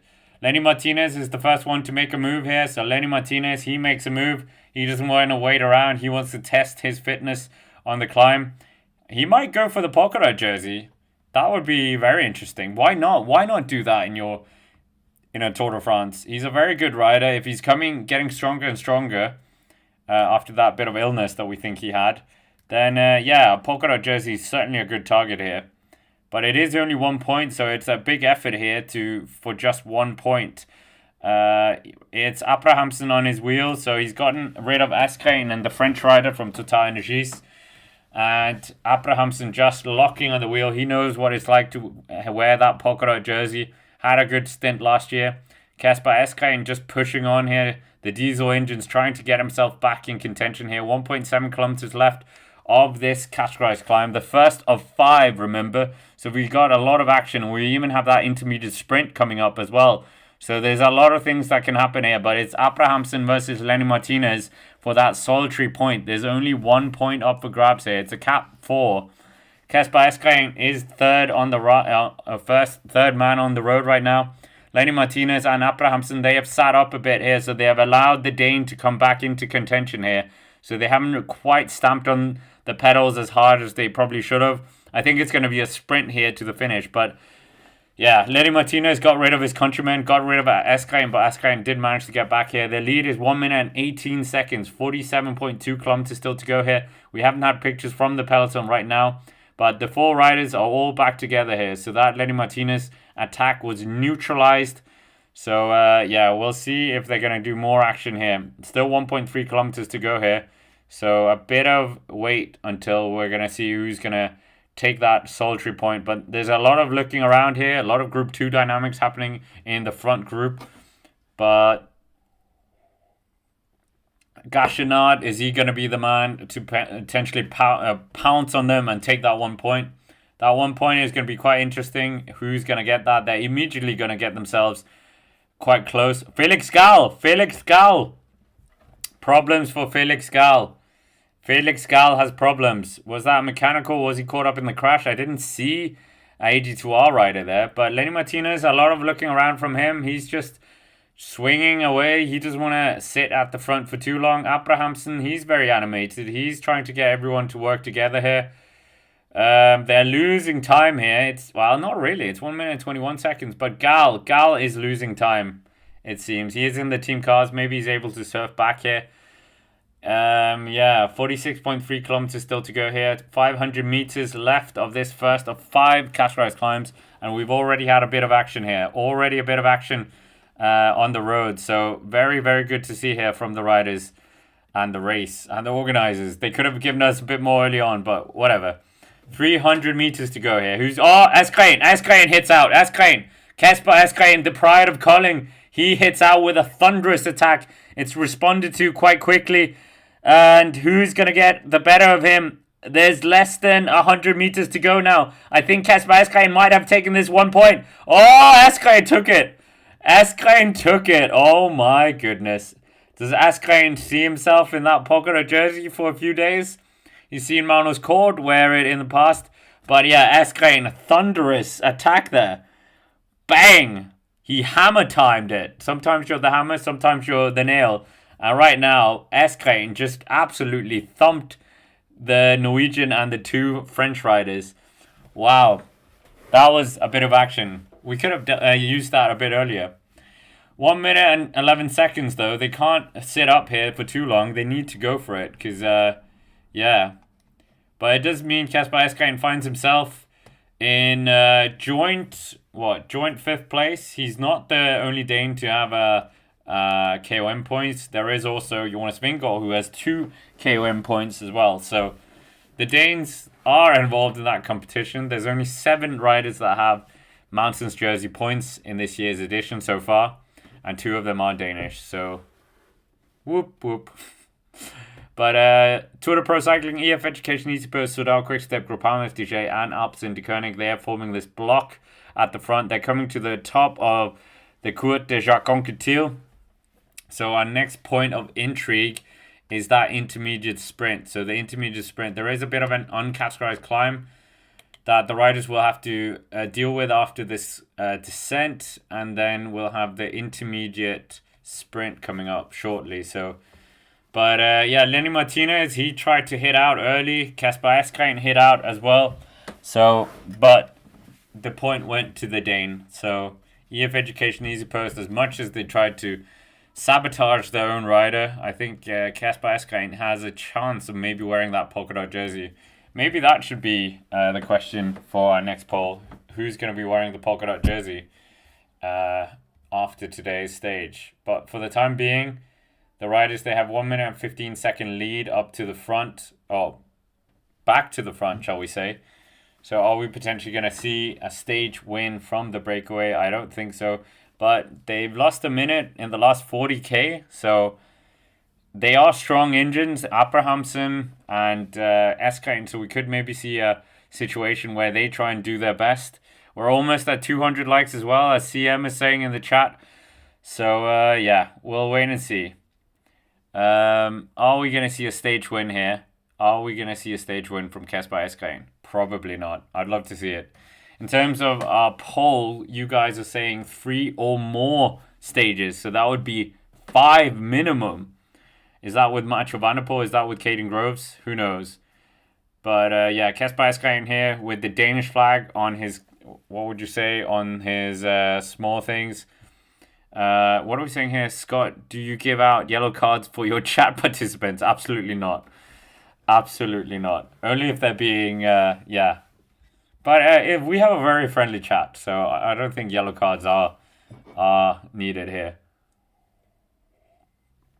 But yeah, the riders, they've got 1 minute and 10 seconds. We're getting ever closer to that intermediate sprint. We'll see who takes that. 1,500 euros, I think, is still in play for that. And maybe Eskain can take that as well. We got a Cat 3 climb coming up after that, so that would be 2 points. So if Eskain wins that one, which I'm a bit less certain of, because I mean, he's climbing well. It's 2 points, I think. Isn't it 2 points for... Yeah, I think it's 2 points for Cat 3 climb, and then the points changes a bit after that. So, yeah. Scott McMillan, yes, he does. I already got a yellow card and was relegated. What do you get relegated to? A GCN stream? Oh, what? Did I say that? 42.9 kilometers, 1 minute and 10 seconds. Mathieu van der Poel up towards the front. Kevin Vauclain up there as well. Both of them wearing leaders classifications. Obviously, Kevin Vauclain, the best young rider right now. And Mathieu van der Poel wearing that yellow jersey. Tour de Pro Cycling, they look quite interested in this as well. So maybe Julien Philippe is able to do something here. Julien Alaphilippe, is he going to be able to do something? Yeah. Peter saying, give Scott a yellow card for letting his head get out of control. Yeah, fair enough. I'll take that yellow card. So, yeah. I need to get around to it. It's just living in another country, not quite fluent, and you're trying to go up to a French person and explain what haircut you want. Yeah, it's quite daunting. Know a bit of French, but not enough for being in a coiffeur. So, yeah. Are we going to see a stage win here by Mathieu van der Poel? I think that could be quite intriguing. Yeah. I don't know. But for the time being, it's gonna... Yeah, it's... I don't know if that intermediate sprint is going to be won by the sprinters here. I don't know if we're going to get, the breakaway potentially contesting it here. Kasper Eskain could take it. We've seen him very strong in breakaways in the past in Grand Tours and sweeping up intermediate sprint. Is there an interest from these 4 riders? Obviously, if you stick 1,500 euros in front of most people, yeah, you would pedal a bit harder. And is it still 1,500 euros, or have they upped it, or do they not follow inflation? Maybe it's more. I'll try and figure that out. But it's almost less than 1 minute now for the breakaway riders. Almost less than a minute now. And who's going to be winning the stage here? We'll wait and see. I don't know. I think Mathieu van der Poel and Tadej Pogacar certainly have, interesting point. Interesting shout at it. We've got 10 kilometers until that intermediate sprint. Are we going to get a stage win? Are we going to get the breakaway being able to keep away for 10 kilometers? They only have 1 minute and 5 seconds. 40.7 kilometers still to go here on the stage. Who is going to be winning this? That is the big question. Who is going to be winning it? I don't know. Out of the intermediate sprint, not the stage win, obviously. What do we say here? Why did Lance take issue with me? Wait, Lance hasn't... I don't even think Lance knows I exist. He probably does, but I don't think Lance Armstrong has any issue with me. I don't think he thinks of me at all. Do I think of him?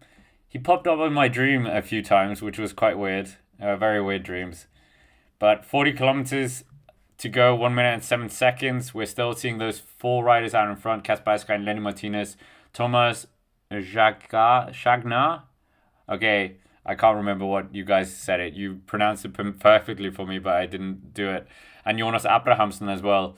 So, and 2 Scandinavians, 2 Frenchmen. Who's going to be the best rider? Who's going to be the one taking this Cat 3 climb coming up as well? The intermediate sprint coming up as well. But it's Casper Asgreen won the Cat 3 and the Cat 4 after that. Plus the Cat 4 after that. He would definitely be in that polka dot jersey. But yeah, I'm not sure they're going to be able to last even to that Cat 3 climb. Even that intermediate sprint looks very uncertain here. So yeah, we will wait and see. I didn't know most combative wins 2,000 euros. Oh, is that true? Oh, okay, interesting. They're quite secretive with this to the public. They have it in the road book. So yeah, we'll wait and see. But for the time being, we're getting ever closer to that intermediate sprint, or the riders are, and we'll see if we're going to get a stage or intermediate sprint win from the breakaway. We've already seen Jonathan Milan pick up 2 intermediate sprints, the chaotic one yesterday and the first one. So yeah, can he potentially do it again here? 39 kilometers to go. We haven't seen Little Trek get to the front here. We've got Tour de Pro Cycling. We've got EF Education Easy Post, Soudal Quickstep. EF have a man, as we said, but they still have a guy up here, or their team up here. And Alpecin de Koning up here towards the front as well. Wait, what are we saying? Rhonda, Scott, I heard the Lance issue with Cycling Dane issue from someone who follows the move.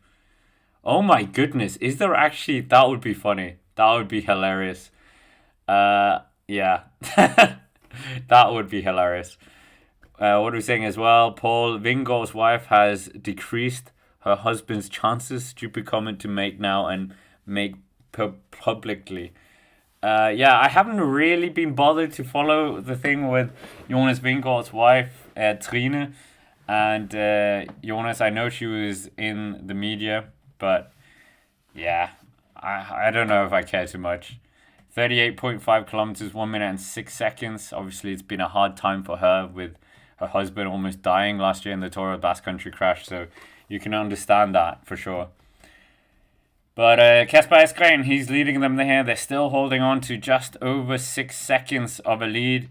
Just over 6 seconds over 1 minute of a lead. So 1 minute and 6 seconds. So they probably are going to make it here to that intermediate sprint. We'll wait and see if that comes to fruition here for these guys. Great to have 700 people in the chat. Let us know where you're watching from as well. And get involved in the poll. Do you think Alpecin de Koning are winning more? 18% of you think we're not going to get another Alpecin win. I mean, they could even be winning today as well. That is certainly on the cards. The Murder or Murder Britannia, that was wishful thinking, is returning as well for the first time since Mathieu van der Poel won it on that day. So, yeah, we will wait and see. 1 minute and 13 seconds. It's upped a bit, ever so slightly. Just gone up a bit here. But 37.9 kilometers, getting very close to that intermediate sprint here.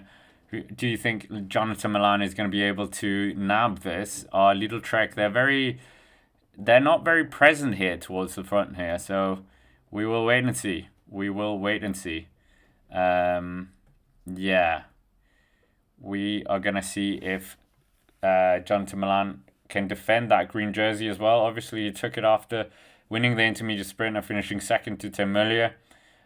And he has it outright. He leapfrogged Biniam Gumay, who had it virtually after Jasper Philipsen crashed. But yeah, right now we're seeing almost a height order from the breakaway. The shortest rider at the front here. The second rider, the second least tallest, Abrahamsen, and then Asgreen. So Abrahamsen's not getting too much of a draft from Lenny Martinez here. He's quite a bit shorter than Lenny Martinez. So yeah, Abrahamsen a bit disgruntled about that. He should have been on Casper Asgreen's wheel. But yeah, 1 minute 13 seconds, 37 kilometers still to go here. We still have those 3 World Tour teams with 1 Pro Continental rider trying to chase down for this intermediate sprint. We'll see if they actually do take it. Cash prize up for grabs and points, obviously. Obviously, those points are meaningless for most riders if you're not going for that green jersey. But yeah, a bit of cash prize is certainly something. 45 kilometers an hour is what the breakaway is doing. So a good average for them. So it's quite a fast stage today compared to yesterday. Almost 5 kilometers quicker here. And the parcours is a bit harder here. It's a bit more rugged terrain. So we're going to wait and see what happens here. But for the time being, mechanical. William Barter, the American, riding for Movistar. Good TT rider, as we know. And he's just getting a wheel change here. Very slow change here. I've seen Formula 1 cars get 4 tires changed quicker than this. But 35.8 kilometers. The wind seems, well, a bit gentle, but it's not non-existent, to say the least. So, yeah, 35.5 kilometers. I mean, there's enough here that if you really wanted to create some drama between the move and the Cycling Dane, you could all just comment in their next video, and that would be funny. But I don't think they would care. 35.3 kilometers is what we've got left here. We will wait and see.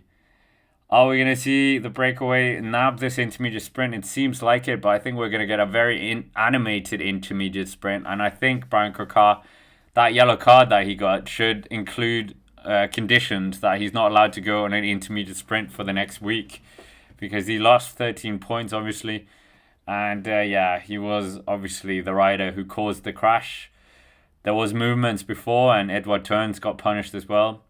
But yeah, he was the one who made the contact with Jasper Philipsen. I still think Jasper Philipsen and Upson shouldn't have been there. They should have been higher up. They should have been the ones dictating the intermediate sprint. But yeah, unfortunately, that's how his tour ended. 1 minute and 9 seconds. So they've just increased it by a few minor seconds here. And yeah, we'll see if they can keep it until that Cat 3 here, or the next Cat 4 potentially. And then if Kasper Eskren can get all of them, that would be very good. We will wait and see. Are we going to get a stage win from... could it be a sprinter, this? Well, I'm Jasper Philipsen or Biniam Girmay, I could think could be in contention here. Mads Pedersen probably would like this stage a bit. Maybe that Cat 3 towards the end is a bit too hard here. But yeah, I think the Milan-San Remo riders, yeah, they might like this. They might just like this. Rouen, the birthplace of Jacques Anquetil, the 5-time Tour de France champion, as we've said. Also, the birthplace of Jeanne d'Arc, of all people. Very popular figure in French culture. And yeah, Abrahamsen is still just carrying on, pulling it here, but they are losing 10 more seconds here, so they're down to 56 seconds. And yeah, they're looking around a bit here. Abrahamsen looking to Kasper Eskren to do something. Kasper Eskren, yeah, just a bit hesitant to come to the front here. But the breakaway, they are getting very close to that. And are we going to see potentially a stage win? Oh, not from Julian Philippe. Alaphilippe has problems here. Another mechanical here. Alaphilippe, this is the wrong point to have problems. Oh no. Alaphilippe, this is panic stations for Tour de Pro Cycling. So Alaphilippe not in a good position here. We know he had a very good Tour de Suisse here, but this is panic stations. Absolute panic stations for Tour de Pro Cycling. Mark Hirschi, I'm not quite sure why we haven't seen more to him. But yeah, that was absolutely terrible timing for, ironically, for Tour de Pro Cycling, because of course they have a watchmaker as a sponsor. But Julien Philippe, a French flag in the background here. So when he sees the replay tonight of the stage, if he even does watch the stage, he would be very happy with the French flag behind him. But yeah, back wheel. What is going on here? What is going on? This is one of the slowest. They didn't change the bike. They just, like, the tire, they thought it was the back wheel. So he took the back wheel out instead of just giving him a new bike straight away. Yeah, that was weird. But Intermarché, they're really pushing on here at the front here. 46 seconds. Intermarché are hammering in now. Little Trek coming up towards the front. Israel Prematech now. This is going to be interesting. Are we going to see movements here for Intermarché? Are they thinking that this could be a good one for Biniam Girmay. The intermediate sprint for sure is what they're contesting for here, but maybe they think that Bini could do something. He's a bit more of a resilient sprinter. We have seen him win on more, what would you see, rugged stages, not just completely flat stages. But yeah, right now, 31.7 kilometers. We're getting ever closer to that intermediate sprint.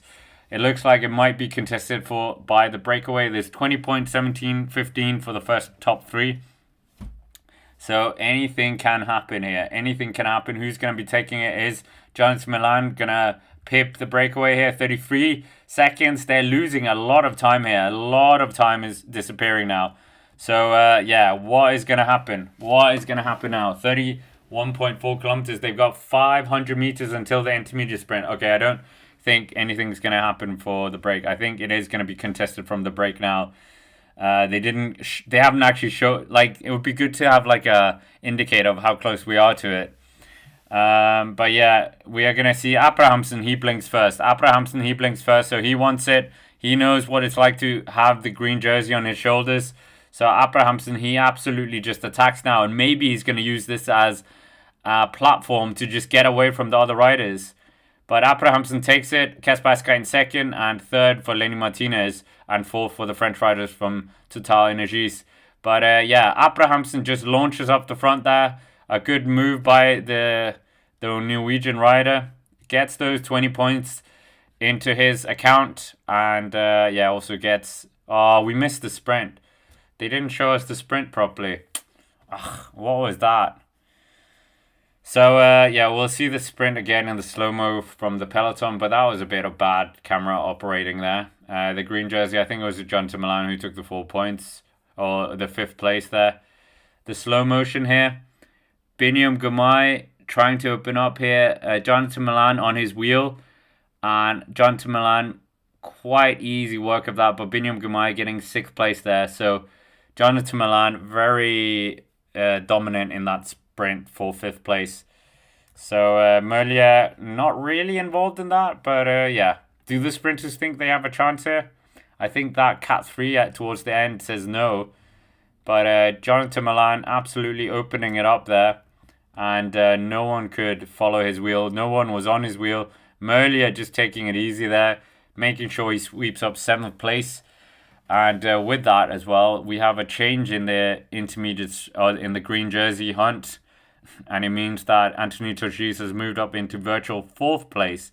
Julien Philippe, he's still struggling to get back here. He's drafting on the team car. And now it's like, I don't know what you think. Is this kind a mechanical? Is that worthy of getting a draft back? It's not quite the same severity of a crash. But for the time being, Julien Philippe is chasing down with his Tudor Pro Cycling colleagues. But we'll wait and see if they can get back into this. Everything can happen still on the stage. It's quite close one here. And yeah, this is looking interesting. 29 kilometers to go here. The next is a Cat 3 climb, 1.3 kilometers long. 9.2%. 9.2%. One of the riders have been caught here. One of the 4 riders have been caught. So, yeah, there you go. There you go. It's down to Kasper Asgreen, Lenny Martinez, and Jonas Abrahamsen. Those are our 3 riders out towards the front here. So, a Dane, a Norwegian, and a Frenchman. Almost the start to a joke. And they're going to be the ones first making in on this 1.3 kilometer climb. The Courte de Bellebeuf, 9.1% from the official stats. And yeah, we're seeing Lenny Martinez is trying to navigate himself to the front here. He's going to make the first injection of pace here. Can the 2 diesel engines of Abrahamsen and Asgreen respond to this? They've got less than 900 meters to go here. The peloton are on the climb as well. They're not too far behind now. They've got about 13 meters. If the breakaway riders look behind, they can see the riders coming up here. I think Tim Merlier is still at the front here. But Lenny Martinez trying to inject the pace. Less than 800 meters here. They desperately want to try and get the points here. Lenny Martinez desperately wants to get the points, because if he's thinking about potentially polka dot jersey campaign later, but Kasper Asgreen's polka dot jersey aspirations are out the window. Tim Wellens, the polka dot jersey, He's the one trying to defend it. He's riding up towards the front here, just keeping Tadej Pogacar on the right-hand side of the road. They're inside the last 600 meters. But yeah, Tim Wellens, is he going to pick up some of the Pogacar jersey points? Yeah, that would be quite interesting. Just extending his lead a bit. Or he's actually not got a lead. He's tied with Tadej Pogacar on 3 points. But it's less than 600 meters now. Less than 600 meters. Julian Philippe has made his way back up. And Lenny Martinez, we're seeing him. He's absolutely distanced everyone here. He's trying to pick up those points here. He wants to try and get that Pogacar jersey. Or is it Abrahamsen? No, Abrahamsen's making his way towards the back here.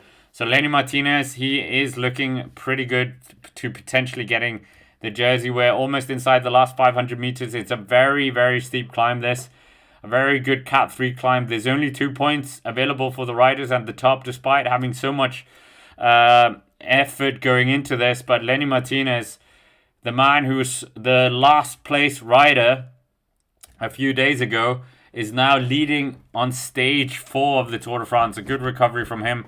And Abrahamsen is almost swept up by the peloton here. But Lenny Martinez, 400 meters to go here. He's pedaling very hard, like a man possessed here. He's trying to keep the breakaway away here. And now Tim Wellens could potentially pick up that 1 point. So 1 point would go to Tim Wellens, and then the 2 points would go to Lenny Martinez. Lenny Martinez, no points on his account right now. Tim Merlier struggling a bit towards the back as well. We saw that earlier. But Lenny Martinez absolutely just putting everything into this. And I'm a bit worried how much he's got left after this because, okay, he has a bit of a respite and a bit of a descent before the next climb as well. But Abrahamsen, is he now going to join this chase from behind? Not sure here, but 20 seconds is what Lenny Martinez has built up here. 20 seconds. He's doing a good ride, the youngster. He's in his second ever Tour de France here. His first one with Bahrain victorious. He's almost crossing the line here, and he's going to take those 2 points. He's going to take those 2 points. A very hard 4 points here. One of the harder Cat 3 climbs that we're going to see. And yeah, we're just seeing the pace being driven on here by the UAE. And it's going to be Tim Wellens who's allowed to take the second place. So Tim Wellens takes 1 point here to defend his lead, or actually take the lead in the Pogacar jersey. So yeah, Tim Wellens actually leading it for the first time outright, and good move there. But Alaphilippe is distanced again. Alaphilippe is in trouble. Alaphilippe is in trouble here. So yeah, a lot of riders out the back here. It was a very hard Cat 3 climb, but Alaphilippe, oh, that's a bit of a shock here. 27 kilometers still to go here. Lenny Martinez's lead is 14 seconds. 14 seconds. Is that enough for him to take that next point up the 900 meter climb at 7%? That's coming up shortly as well. The Stile Robic. I think that's named after Jean Robic. And yeah, right now it's looking quite interesting here. Lenny Martinez pushing on here. 15 seconds. Bit of a respite here. He needs to make the most of this. He needs to recover to some extent as well. But obviously, he's trying to keep this break, or this UAE-led peloton at bay. UAE are really putting the burner on now. They have upped the pace now. They've upped the pressure. They want to try and defend that Pogacar jersey here. So what are they saying here? They're saying, Tim, take the points. So they're trying to get Tim Wellens to have that jersey. Maybe we're going to see Tim Wellens go for a stint with all the amount of work he's going to be doing for Tadej Pogacar. But 2 points for Lenny Martinez, confirmation as we know, and 1 point for Tim Wellens. 17 seconds of a lead for Lenny Martinez, who's riding like a man possessed at the moment to try and get that jersey. He needs to, unfortunately, bad news for Lenny Martinez is he needs to get not just the Cat 4, but also the next Cat 4, and probably the Cat 3 if he's going to be able to wear that jersey at the end of the day. But he's certainly got the Super Combativity, or the Combativity Award locked down, I think, today. So Lenny Martinez doing a great job here. Good comeback from him after that very, very bad start for him to his Tour de France. So We'll wait and see what happens here, but we're inside the last 25 kilometers almost for Lenny Martinez. He's battling like a man possessed, completely doing his best to try and stay up towards the front. Are we going to see Lenny Martinez win the stage? I don't think so. I think it's 25 kilometers too long. 20 seconds to the bunch, his team radio is saying. Don't look back, Lenny. Good advice. No, he looks back. He looks back. That is very comical timing there. He looks back just as that radio appeared on the screen. Oh, that was funny. But Lenny Martinez doing his best here. I think UAE Team Emirates are taking it a bit easier here. They've just taken it down one gear. They were going a bit hell for leather there. But yeah, it's a good move here by Lenny Martinez. He's doing everything he can to stay up towards the front. 18 seconds now, 25 kilometers. Uno X are up towards the front. A little Trek are up towards the front. We don't know who's been dropped from this bunch other than Julian Philippe struggling here. But yeah, Uno X, UAE Team Emirates, Groupama no, not Groupama, Israel Premier Tech up towards the front here. So 16 seconds here. Crash. Crash, big crash here. Who's involved? I can see Astana riders. I can see Red Bull helmets. Red Bull riders, Sural Quickstep riders, very angry. Valentin Panepantra, one of the riders, the right-hand man in the mountains for Remco Evenepoel. He's crashed here. Samuel Watson, he's crashed. Hero Tejada's down as well. So Valentin Panepantra, very angry there. Who else have we got? We got a Red Bull rider here. Who's that? Looked like Mick van Dijke or Tim van Dijke. What happened? Oh, it was the road for... they blocked the road. That was the place. This was bad. I don't know who's to blame here. I think it's the organizers almost. So, yeah, that catching out a lot of riders here. Red Bull, we've got a Picnic Personnel as well down. So, yeah, that was... The barrier kind of forced that. That was bad. 24 kilometers to go here, 16 seconds for Lenny Martinez, Uno X Mobility. This is our Magnus Kort stage. You heard it here first. Magnus Kort Nielsen could definitely be winning this stage.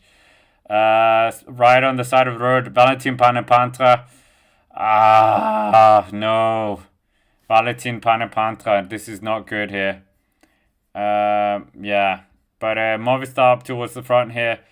The amount of crashes, we say it, it's like we have amnesia every year, but... Yeah, this bunch is absolutely just, 12 seconds here for Lenny Martinez.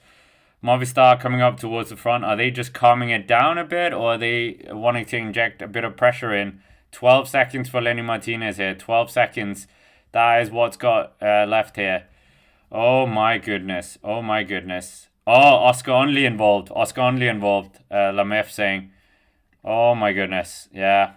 Annoying. That was stupid, wasn't it? From the race organizers having it like that. So, yeah. Oh, well. Lenny Martinez, he's still got 10 seconds here. 23 kilometers to go here. He's got a bit of a descent here, so that doesn't favor him. Obviously, there was 10 riders caught up in that crash, according to Pro Cycling Stats. Mick van Dijke, Harold Tejada, Valentin Panepantra, DSM rider, as you were saying, Oscar Only. But yeah, right now it is still Lenny Martinez with a few seconds ahead. He's not got very many seconds ahead here, but Ride is struggling to get back on here. Remco Evenepoel, he was up towards the front as well. So Remco Evenepoel wasn't caught out in that crash, luckily for him. But Lenny Martinez is starting to rock and roll a bit, and we know what that means. That means fatigue, unfortunately. But he's got a bit of a descent here. I don't think that's going to favor him. He looks back, and they're right behind him. I don't think he's going to get that 1 point, unfortunately. So commiserations to Lenny Martinez. I think he's going to be swept up here very soon. But at least he got 2 points. At least he got, some green points that he doesn't really care about. But yeah, the peloton are coming thick and fast behind him. He still has about 5 seconds, 21.8 kilometers still to go here of the stage. He's desperately trying to cling on here, desperately trying to hang on towards the front. 5 seconds, it's not a lot, but it's something. It's better than nothing. But we know a big peloton coming from behind are going to be a lot faster than a single rider. That is just how it works. And yeah, this is getting very close now. This is getting very close. 21.2 kilometers. Ben Healy. Ben Healy looks like he's struggling here. Was he caught out by this? Was he caught out? We're almost inside the last 20 kilometers. Almost inside the last 20 kilometers here. And yeah, we'll wait and see what's happening here. But Ben Healy could have been someone that was going to be in the mix here. But Lenny Martinez has been brought back here. Alpecin just brought back Lenny Martinez. So now the stage has no brakes. And now we're getting in to the interesting part here. Mathieu van der Poel still is up towards the front here. He's just doing his best to keep out of trouble. 20.7 kilometers to go here. What is going to happen? We will wait and see. Where is Roglic? Roglic seems to be a magnet to the tarmac when it comes to French or Tour de France roads. But he seems to have been kept out of harm's way here. Movistar have just slowed the pace a bit. We are on that Stile Jean Robic climb now, Cap 4. 7.2%. Maybe he's just taking a bit of the excitement out of the peloton here. But the pace is still on here. The pace is still on. I think Julian Philippe is out towards the back here. He's battling to get to the front here. Absolutely battling here. Alpecin just putting a bit of pace on. Big question here is Biniam Girmay in here? Because the longer we get to the finish, the more he could be a outside. Well, not an outsider, favorite to take the stage win here. But Alpecin up towards the front here. They are just dictating the pace. 400 meters to go here. Is Tim Wellens just going to be allowed to take the points here? Like he swept up that solitary point? Yeah, probably. He's probably going to take it. Let's be honest. That Cat 4 climb, it has Tim Wellens' name written all over it. But Lenny Martinez spat out the back, unfortunately. He was from the front to the back here. Santiago Buitrago struggling. That is a big worry. Oh no, Buitrago, the GC rider number 10 last year in the Tour de France. But yeah, Lenny Martinez and Santiago Buitrago just struggling towards the back here. Tim Wellens, he's up towards the front now. He wants to try and take that point, obviously. Is he going to be able to? We'll wait and see here. But right now, Uno X Mobility, they're doing their best to keep the pressure on as well. Magnus Cort Nielsen is looking more and more favorable here. What's his sprint like? Haven't seen him sprint for a few weeks, months, whatever. But yeah, Tim Wellens, he's coming up towards the front. Israel Prematic, Jonas Vingegaard is up towards the front here. He's completely exposed to the front right now. His rider just flanks him here. I think that might be Victor Campenaerts, judging by the helmet. But Santiago Buitrago is struggling. That is bad news for Colombia. Bad news for Bahrain Victorious. No. Bahrain Victorious have had a dreadful start to this year's Tour de France. And it looks like it's going to get even worse if their GC man is going to lose more time here. 19.3 kilometers. We're nowhere near the end. And we are, next climb coming up for the riders is the Courte de la Grand-Mère. So the hill of the grandmother coming up, 4.8%, 1.8 kilometers long. And Tim Wellens, he is very much in second wheel now. I think he is going to be poaching that point. Remember, we are going into Rouen, the birthplace of Jacques Anquetil, the 5-time Tour de France winner and Tour de France legend, the great rival of Raymond Poulidor, the grandfather of Mathieu van der Poel. But right now it's UAE Team Emirates absolutely hammering it out here. They are just doing their best here to absolutely do something. And as we said, Julian Philippe struggling. Santiago Buitrago struggling here. But yeah, there's a lot of punchy riders struggling here with the pace being put on. And Lenny Martinez, what could have been for this young man. But he's got many more stages still to come here. Not just today, but his career. But 18.4 kilometers to go here. They're coming around a long corner here. And UAE Team Emirates are absolutely just keeping the pressure on here with Tim Wellens riding second wheel. No breakaway out in front anymore, but they are just keeping the pressure on here. They're keeping the pressure on, making sure that their pace is high, that they're deterring everyone from doing an attack here. And we're almost 800 people in the chat. So welcome to all of you. But right now, Tim Wellens, he is the man out in front. They're a bit on a descent now. And then they will make their way up to the next categorized climb. The next categorized climb, the grandmother climb, as we said earlier. And yeah, this will be quite fascinating what happens here. Are we going to see an attack from a rider? Apparently, the Cap 4 was won by Anas Halle Johannesson, so the twin of Tobias Halle Johannesson, the winner of the Tour of Slovenia this year. But 17.4 kilometers, as we're seeing the back end of the peloton, because the camera operators, obviously the organizers, they love Julian Philippe, and rightly so. And we're seeing Tom Scoinge towards the back there. But yeah, at the front, it's Tim Wellens driving them down this descent, and Tadej Pogacar's team, if they could catch someone out, they would love to do that on this kind of classic parkour. It's not quite Amstel Gold. It's kind of a softer Amstel Gold in a way. But yeah, just hills coming thick and fast, rolling terrain. Can just catch out a few GC teams if they're not careful. And yeah, right now, 16.8 kilometers still to go here. Who's going to be winning this stage? That remains to be seen. But 16.7, Tom Scoinge, the Latvian national double champion, is out towards the back here, making sure that he's just out of trouble as well. But yeah, who's going to be taking that next Cat 4 climb? Is Tim Wellens going to be able to do something here? We will wait and see. But we're not getting too many shots from the front here. So yeah, we'll wait and see here. But for the time being, it's, yeah, I almost said Abrahamsen, but Wellens. Wellens is pushing the pace at the front here, together with Alpecin. Yeah. Good work by them. UAE Mermets and Alpecin keeping their leaders up towards the contention here.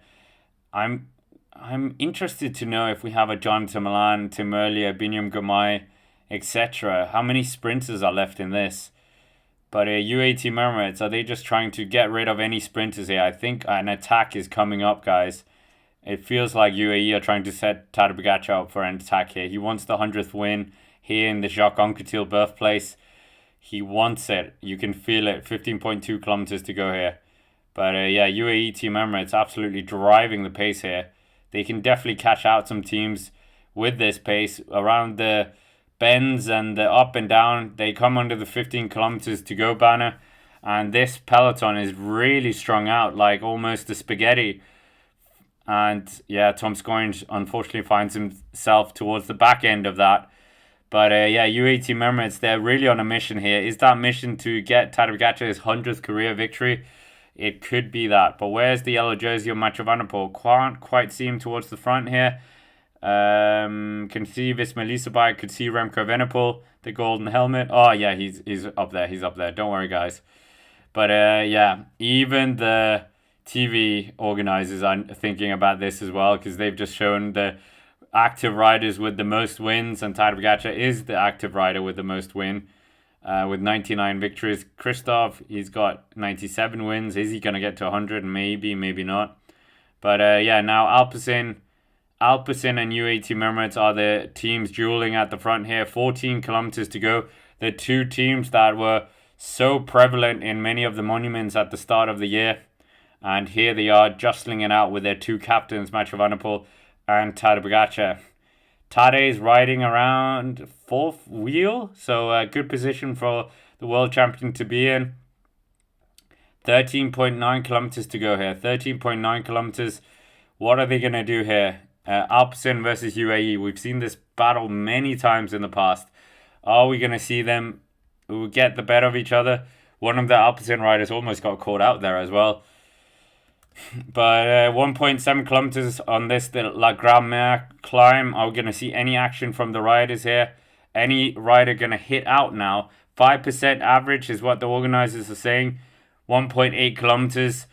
1.5 kilometers left already, because they've already swept away 400 meters of the climb. So yeah, 13.5 kilometers left. A very small peloton here. And Mathieu van der Poel, he'll need to hang on these kind of hard descents here as well, or hard climbs. We'll see if he is able to manage to do that. But the Grand Marais climb is going to come right before that Cat 3 climb that averages 9.4%. And maybe we're going to see something here. Apparently, Caden Groves was the one pulling the peloton. So it is for Mathieu van der Poel. It's not for Caden Groves here. Such a good team, as we know. But yeah, Alaphilippe at the back, unfortunately. Alaphilippe is not going to be winning here. So he's not going to be replicating what he did in 2021. Less than a kilometer to go here. It's still UAE Team Emirates at the front here, pulling the pace along quite hard. They're just trying to get every single rider they can into some sort of bother here. Tim Wellens is the next rider, as the rider in front of him pulled off. So Tim Wellens is now going to be riding the last 800 meters potentially. Is Tadej Pogacar going to attack off the front here? Seems very Tadej Pogacar-like, potentially. But yeah, Pavel Sivakov was the rider who pulled off. But Tim Wellens is the one leading Tadej Pogacar right now. Where is Mathieu van der Poel sitting? He's sitting a bit further down. Pogacar's got Narvaez on his wheel. There's 700 meters to go here. 700 meters to go of this Cat 4 climb. Jonas Vingegaard sitting on Narvaez's wheel. The Dane looking very sharp, poised, ready for any movement from his arch rival. But yeah, Mathieu van der Poel sitting a bit further down here. Maybe he's feeling a bit confident about the gradient here. But Tim Wellens, the man who's won the Eneco Tour 4 times in his career and is right now riding in the services of Tadej Pogacar, wearing that polka dot jersey. And yeah, might be picking up that 1 point. 400 meters. We've got Remco Evenepoel up here as well. Remco Evenepoel. And we've also got Quinn Simmons. Quinn Simmons is up here. So does that mean we've got some of the Lidl Trek riders that could be competing for this? But I think UAE Team Emirates are just trying to get rid of all the sprinters by the looks of it. And I think we are going to get rid of all the sprinters here. So this is absolutely incredible. Thank you, Rhonda, for a bit of coffee money as well. And Ben O'Connor is in problems. Ben O'Connor, oh, we hate to see it. Friend of the channel, I guess. Ben O'Connor, such a nice guy in person. And yeah, he is having a nightmare start to his first Tour de France with Jayco Eula. So they have started to put riders in problems here, UAE Team Emirates, with this pace. It is Tim Wellens. Tim Wellens is absolutely driving this pace. 12 kilometers still to go here of the stage. And yeah, it's going to be Tim Wellens who picked up that 1 point. So Tim Wellens gets rewarded for his effort here. He is the champion of the Grandmother Climb. 11.8 kilometers. This pace is very hard right now, very hard. But there's still a lot of Visma Lease Bike riders. Are they going to try and pounce on this move here? The Visma Lease Bike team are coming up towards the front here. So are they going to try and do something? We know that they are trying to do different kinds of strategies. Some work, some don't. But maybe they're going to try and do something here to catch out UAE Team Emirates. We've got Picnic Personnel up towards the front as well. We've got Quinn Simmons looking very eager here. Very eager here, Quinn Simmons, the American national champion. Can he do something? Never taken a stage win in the Tour de France. Potentially can do it. And yeah, this would be a phenomenal result for the former junior world champion on the road. But yeah, right now it's still Tim Wellens just driving the pace here. 11.2 kilometers. Remember, the next climb is 800 meters long at 9.4%. An absolutely beautiful climb in my book. Well, probably 15%. That would be a bit nicer. But right now, Visma Lease Bike, they are taking over. Visma Lease Bike are trying to jump. They're trying to mug UAE Team Emirates. Victor Campenaerts with his aero helmet just driving the pace now. Jonas Vingegaard on his wheel. Is Jonas Vingegaard going to attack? Attack is the best form of defense here. And Vingegaard is being led by the former hour record holder and subscriber of the Cycling Day, Victor Campenaerts here. 10.8 kilometers, and it seems like he's running out of gas a bit here. But a bit of a move here by Visma Lease Bike trying to mug UAE Team Emirates here. 10.7 kilometers to go here. 10.6 kilometers to go. Very exciting finish here. Potentially Tadej Pogacar sitting on the train of Visma Lease Bike that has just appeared from nowhere. So Visma Lease Bike taking over the lead now. And yeah, Mathieu van der Poel. Does this mean that he's not going to be winning the stage? Is this going to be... yeah, Wout van Aert is in this train. Wout van Aert could be winning this stage maybe. But yeah, we'll have to wait and see how he's feeling, the Belgian. But Remco Evenepoel still in this group as well. He's making sure to stay out of trouble as much as possible. A lot of bollards around, or a lot of road furniture as well to deal with. But yeah, 10 kilometers to go. 10 kilometers left of the stage. This is absolutely, well, turbocharged right now. And 10 kilometers to go. Sponsored by VeloPro Cycling, VeloProRacer.com. Check that out in the chat as well. Free to download and sponsoring the channel and help them because they're helping us. But now 9.7 kilometers to go here. Great to have 900 people in the chat. This is absolutely amazing. Are we going to see a big battle here between Jonas Vingegaard and Tadej Pogacar with Mathieu van der Poel here, like we saw on the Dauphiné on the first stage, here into Rouen, where Jacques Anquetil is from. 9.4 kilometers, 9.3 kilometers. They're just winding around the twisty descent here. They're getting towards that Cat 3 climb that is 800 meters long and 9.4%. Visma Lease Bike absolutely driving this pace now.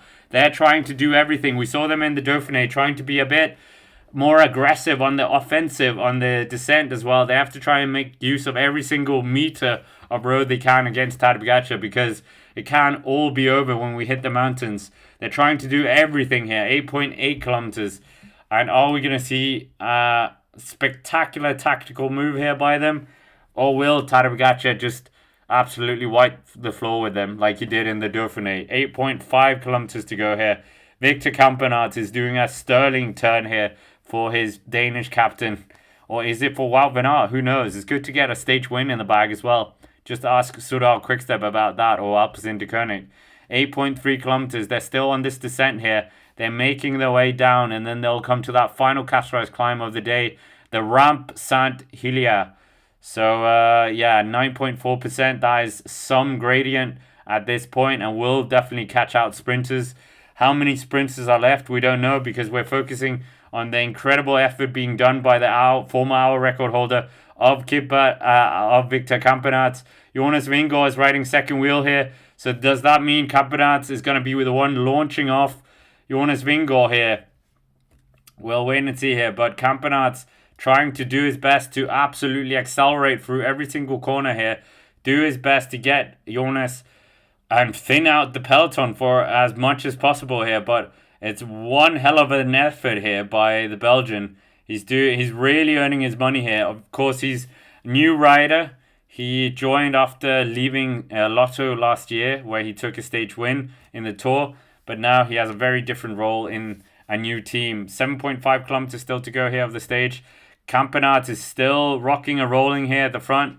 How many bullets are left in this chamber? In the Campenaerts bullet in the chamber, Jonas Vingegaard is just telling someone else to get to the front here, but the damage done by the Belgian can be shown from behind here. But I think Jonas just wants someone else here at the front here. EF Education, Easy Post losing riders as well. AG2R, but it is still Campenaerts at the front here. He's got his aero helmet, 7 kilometers. He's just ticking the kilometers down here. We're getting very close to the bottom of that climb. The final Casterized climb. Where is the yellow jersey? The yellow jersey. Oh, I thought he was quite far down, but that was a Cofidis rider. So where is Mathieu van der Poel? He's about 10th rider down here. 6.8 kilometers. They're coming in quite fast into this final climb. Remco Evenepoel, Tadej Pogacar, and Jonas Vingegaard all sitting in that first 10 riders. But Victor Campenaerts taking them into a very sharp corner here. This is right before the climb starts as well, I think. So we are going to get to that final climb here. And is Campenaerts going to be taken over by, I hope, Thies Benoot for their sake, because Thies Benoot is perfect rider for this kind of terrain. But he's just going to whip out 800 watts here. Seen that in the past, and maybe we are going to see Thies Benoot, but still Campenaerts at the front here, earning his TV time and his money, earning his salary. 6.3 kilometers to go here. We're seeing some movement here by Narvaez, another new boy for UAE Everett, just coming up towards the front. Not quite getting to the front of Campenaerts. He's not allowing anyone. Oh, Lipovic in problems. So Florian Lipovic, the third place finisher of the Dauphiné, he's in problems here. Campenaerts finishes. So now it's over to another Belgian, Thies Benoot. But we still have Wout van Aert here. Wout van Aert is still up here. So any Wout van Aert fans hoping for a Wout victory, this could be it. But Narvaez is up here as well. He's guiding, piloting Tadej Pogacar. The official stats of this climb is harder than what Pro Cycling Stats says at 10.6% here. But right now it is the it is Tadej Pogacar here with Mathieu van der Poel on his wheels. So it's Narvaez, Tadej Pogacar, and Mathieu van der Poel, the yellow jersey. So it's an ominous picture here at the front. It's almost Milan San Remo all over again. But now Almeida comes to the front. Almeida absolutely drives it here at the front. Almeida, the Portuguese, impressive rider, friend of the channel. Won Tour de Suisse, won the Tour de Romandie as well. And here he's really driving the pace into the last 400 meters of this Cat 3 climb.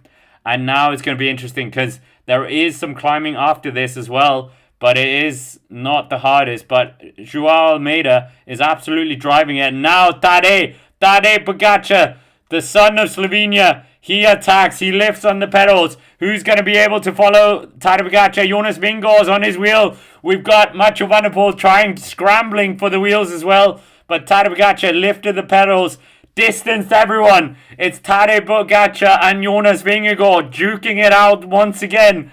5.3 kilometers on stage 4 of the Tour de France. And here we go.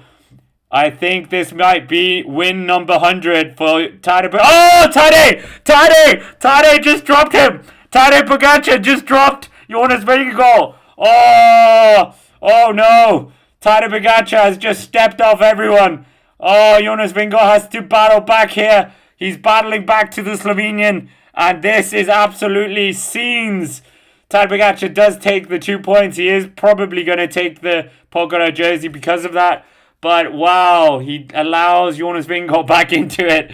And wow, scenes. Jonas Vingegaard and Tadej Pogacar not on a mountain climb, but on a climb here. It's getting very interesting here. Wow. I lowered the volume as well. Sorry guys, I got a bit too animated there. I'll put the microphone further away. 4.8 kilometers to go. There's 10 seconds between these guys and the yellow jersey. And Tadej Pogacar with Jonas Vingegaard, the two rivals, leading everyone else here. And wow, what a bit of injection there. That was incredible to see. But they're not really pushing on here. So Jonas Vingegaard, they have 16 seconds, it says here, to Mathieu van der Poel. 16 seconds, so maybe 4.5 kilometers. 4.5 kilometers here. That's what's left. 4.5.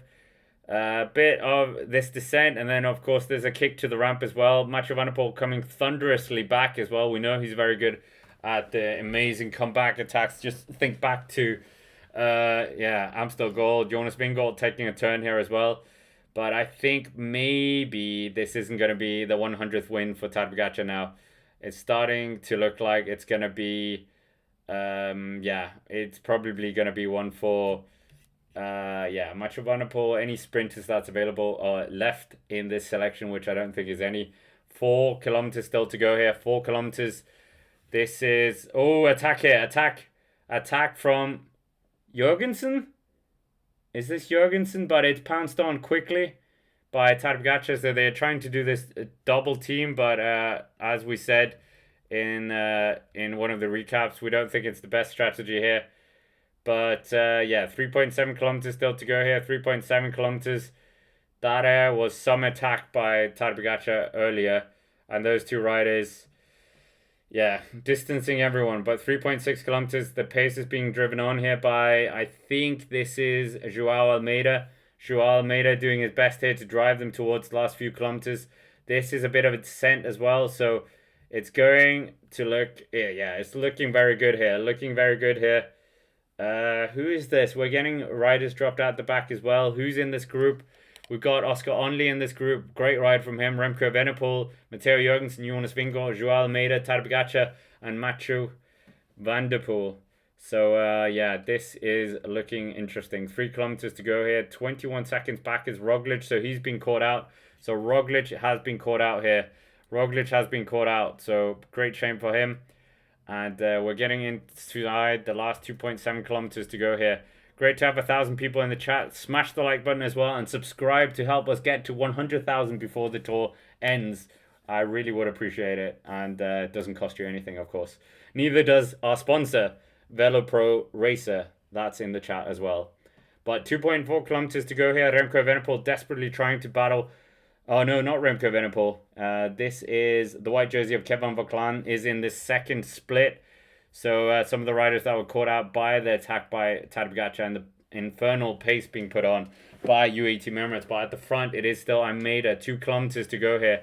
2 kilometers is all that's left now of the stage. 2 kilometers. Are we going to see a big change here in the yellow jersey? Is it going to be another win for Alpecin? Is it going to be a win? Oh, Remco going off the front. Remco tries to sneak an attack here. He's just pulling hard here at the front. The multiple world time trial champion, the Olympic champion on the road and in the time trial as well. He just injects a bit of pace in this. And who's this? We're seeing plenty of riders getting up towards the front. They're keeping on the pressure here. They're keeping on the pressure. And there's 1.5 kilometers still to go here. 1.5 kilometers still to go. Roglic still 20 seconds behind. So Roglic, not a good day for him. But 1.4 kilometers still to go here of the stage. Who's going to be winning this? Anyone's bet. But Jorgensen trying to attack here again. He's sensing an opportunity for a stage win. Everyone's looking at each other. So maybe Jorgensen, the American, can take a stage win. Vauclain is almost getting in here. Vauclain almost in here, 1.2 kilometers. But Jorgensen is attacking off the front here. And I think the American is getting away. So I think we are going to get Jorgensen taking the stage win here potentially. It looks like it's being chased down by Joao Almeida. Joao Almeida, this is very good for Mathieu van der Poel. He's having an armchair ride to the finish here. He's just trying to move up here as well. Maybe we're going to get Mathieu van der Poel in yellow taking the win here. Mathieu van der Poel moving up here. He's eyeing this. Can Tadej Pogacar pounce on Mathieu van der Poel? But is it going to be 2 for 2 for Mathieu van der Poel here? Oh, that's not true. But his second win of this year's Tour de France. But Mathieu van der Poel riding second wheel here. The yellow jersey is getting an armchair ride to the line here. He's the only one who hasn't got teammates out of Tadej Pogacar, Jonas, and Remco Evenepoel losing a bit of time here as well. Ooh, Romain Grégoire up here as well. So Romain Grégoire, he needs to move up as if he's going to be in the sprint. And Mathieu van der Poel launches the sprint here. Tadej Pogacar, is he going to be able to defeat his foe? These two going head to head once more. Tadej Pogacar, oh! Tadej Pogacar is going to win the 100th. Tadej Pogacar wins it. Tadej Pogacar beats Mathieu van der Poel. Chapeau. Absolutely chapeau. That was a stage and a half. Wow. On fairly boring terrain, you could say. But these guys made it exciting. We'll get you the top 10 as well before I disappear and do the recap race analysis. Maybe with Patrick. I'm not sure if he might be busy today. But yeah, third place goes to Jonas Vingegaard. Mathieu van der Poel, not sure what happened there. But yeah, wowza. What a finish. What a finish to this race. And yeah, absolutely incredible. We'll get you the top 10. Waiting for that. So yeah, that was incredible. Incredible to see. Big jewel there. The 100th win of Tadej Pogacar comes at the Tour de France. He wanted it here. He got it where Jacques Anquetil was born. And Jacques Anquetil will be happy to see that Raymond Poulador's grandson didn't win here on his birthplace. But I'm sure, yeah, he would be fine with it anyway. But nevertheless, the top 10, I'll get you that as well. And we'll confirm some of the classifications as well. Big shout out to our sponsor as well, VeloProRacer.com, the road racing simulator and game.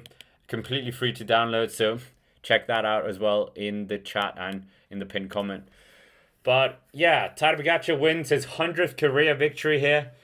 Head of Mathieu van der Poel, his great rival when it comes to the classics. And then behind him, it's Jonas Vingegaard, his other great rival. So defeating his two rivals on his 100th career win is absolutely remarkable.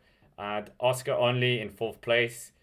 Romain Grégoire in 5th place. Almeida in 6th place.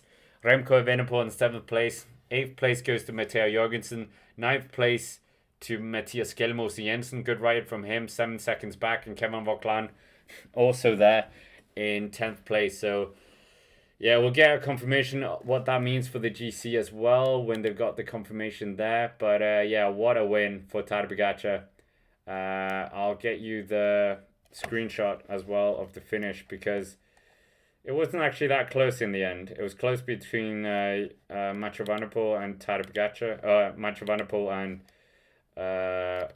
and Jonas Vingegaard. But yeah, Tadej Pogacar, 18th win in his Tour de France career. And yeah, wowza. That was an incredible finish. So yeah, we're just waiting for the yellow jersey as well. See what happens there. But yeah, what a win for Tadej Pogacar. Absolute incredible win from him. Did a very good job to stay up there. And yeah, his team did very well as well to keep him out of harm's way. So we'll see if he's able to do something here. Mathieu van der Poel later on in the race, so close to getting an unprecedented second stage win for him. So yeah, incredible stuff, incredible finish. Still waiting for that point. Oh, what we saying? The GC, we're waiting for that. But other riders, Wout van Aert finishing in 11th place, 30 seconds down. Narvaez also a bit further down. Roglic losing time. So Roglic, he is, I think he lost 32 seconds here, so that's a big time loss. Alexei Lutsenko losing time. Axel Laurent quite far back. Carlos Rodriguez losing a lot of time as well, 39 seconds. Young Joe Blackmore losing time. Felix Gal, we spoke about that. Florian Lipovic losing time as well, nearly a minute. Santiago Butrago as well. Steph Kras.